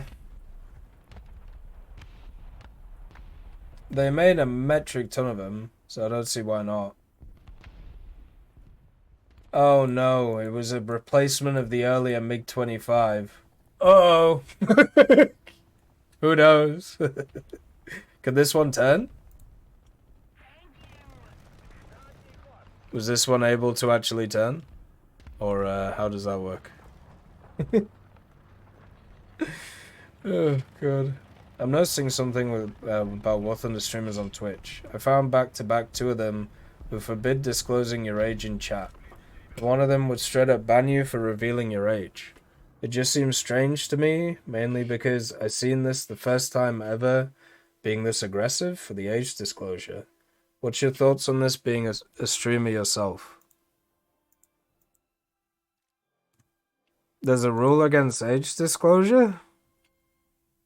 I mean, I know that on Twitch there is you need to be above a certain age, isn't it like 13 plus on Twitch? But that's War Thunder's 14 plus. Discord is like 13 plus. But like, I don't know, that seems weird. For me, like on Twitch, I set it to a mature channel, right? It's 12? Well, there you go. But I set my Twitch to a mature channel because it is a mature channel. Like it's, you know, if people want to come along who are younger, then they can do. But it's, you know, the channel is designed around adult themes. Is probably the way to put it. But yeah, I suppose like people just don't, I suppose, want people gone after if they're young. But why does it matter? You know, at the end of the day, like I don't think I've ever had a situation. Actually, no, there was one situation that I remember in all of my years doing this when somebody was got gone after because they were young, and I think the problem was that they were too young to be on Discord, and they were like 11 or something and playing War Thunder, which was fine. But the problem is, the moment that somebody says their age and they're under the TOS thing, then you have to get rid of them. Like you don't have a choice. Like you just got to get rid of them, because you know it's if they are open about that stuff, then you know it's just how it is. But I don't personally see a problem with it. Like if people want to discuss their age or whatever, it is how it is. Like as long as people don't get weird about it and don't target people for, you know, stuff that they can't change. Like, it's just how it is. I don't think it's a huge deal. I do see people getting a bit weirded out by a lot of it, though. Like, especially if, you know, once again, if you do have weirdos who enjoy going after people because of their age. Is that for like legality reasons? It's not like a government thing. Like, you're not gonna get like arrested for it, but it's just the terms of service of the platform. If you're not being seen to enforce the terms of service of a platform, and you're letting things go rampant which are against terms of service, then obviously you can get the thing shut down, right? Why is there a big black box on the top of your stream? Because we're doing the tech talk, which revolves around going through all of the comments of the previous tech talk. So, but yeah, so it's not a legal thing, but it's more of a, like, you can get in trouble if you don't enforce that kind of thing. But I mean, for me, it's not a problem because I have everything set to mature, so it's just how it is.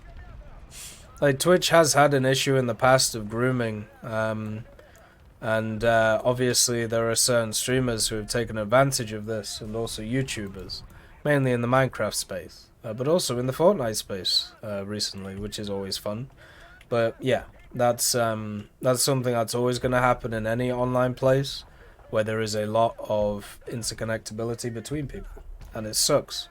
And it's why baseball bats exist, and it's why, you know, dealing with people and giving them the harshest punishment is required in these setups, because you can honestly destroy people's lives through that stuff, which isn't very fun.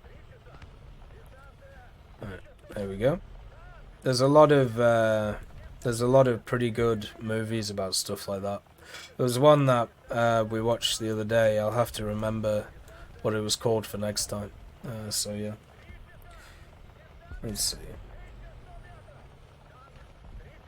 I'm a 6-year-old border collie. Can I not watch your streams? Nah, you're good, because isn't it like dog years is like ×7 or something? So you're alright, Grandad. Freeman told me that he'd tell my parents I watch violent video games.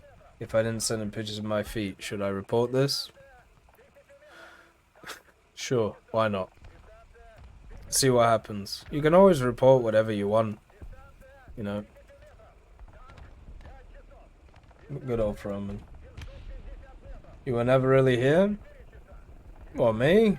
Oh, I think I'm here. Probably. My brain isn't always here, but yeah, I mean, it's why we don't have like a list of rules on the channel. It's pretty simple. Follow the TOS. The TOS is already there. I don't need extra rules on top of it. I might be one of the only people in this world who actually reads TOSs. But yeah, so you just enforce the TOS and you're Gucci, you know? Movie, you were never really here? Oh, right. Is that the one? This one was about a school teacher and basically a boy that she abused when he was young, and then eventually they get married eventually and have kids together. But she had kids from a previous relationship. And basically the story is about him kind of realizing that he was abused and how it affected his whole life. But yeah, I don't know whether that's the same one. But yeah, I think it was French, you know. The lead character was not called Emmanuel though, and definitely not called Macron. But yeah, it's just how it is. But yeah, there's a lot of media around that stuff because it is incredibly important to look at, because it's not. Oh, what is that missile doing? It is obviously really tough, that stuff, you know, basically just being abused from a very young age. Favorite unneeded rule you found when you last had a look? I mean, the one that was the, like, we do it every so often. We just have a look at other people's, like, Twitches just to see funny things. And the last one was, like, the fact that you weren't allowed to interact with each other. You had to only interact with the streamer and not the chat. So basically, everybody they weren't allowed to talk to each other. They could only talk to the streamer. But they also weren't allowed to like say anything bad to the streamer. So it was just crazy. Like, it was so weird. But I suppose that's what the idol culture is at the end of the day. Like, you know, nothing else matters but the person. Super weird. Depression of a selfish woman is difficult to work out. There are more layers than with the physical abuse. Yeah, that's true. It's once again, it's just like the addiction thing, right? It's less on the nose, so it's very hard sometimes for people to see it, even though, you know, to a lot of other people, it's incredibly obvious. Like, it's why, you know, gambling addiction is seen as not as bad as stuff like alcohol addiction, because in alcohol addiction you can see the physical effects that the person is going through. But yeah, it's as deadly. I think that's about it, innit? I think we've gone through pretty much everything. Good first tech talk of the year. I really enjoyed doing them last year, so we're going to continue to do them. There's nothing really limiting me in this way. And hopefully after this event now it'll be a bit easier to do them, because I won't have to play specific things. I'll be able to, you know, grind out certain stuff that I want to grind out, and won't get bogged down with different things, so should be quite good. And if you haven't watched Saltburn on Prime, highly recommend it. It is a bit wacky and it is mature, so just to let you know. If you have a loved one, especially if you have a girlfriend who's really into like those weird criminal documentaries that a lot of them are into, definitely worth it, because it's just nuts. So it's just how it is.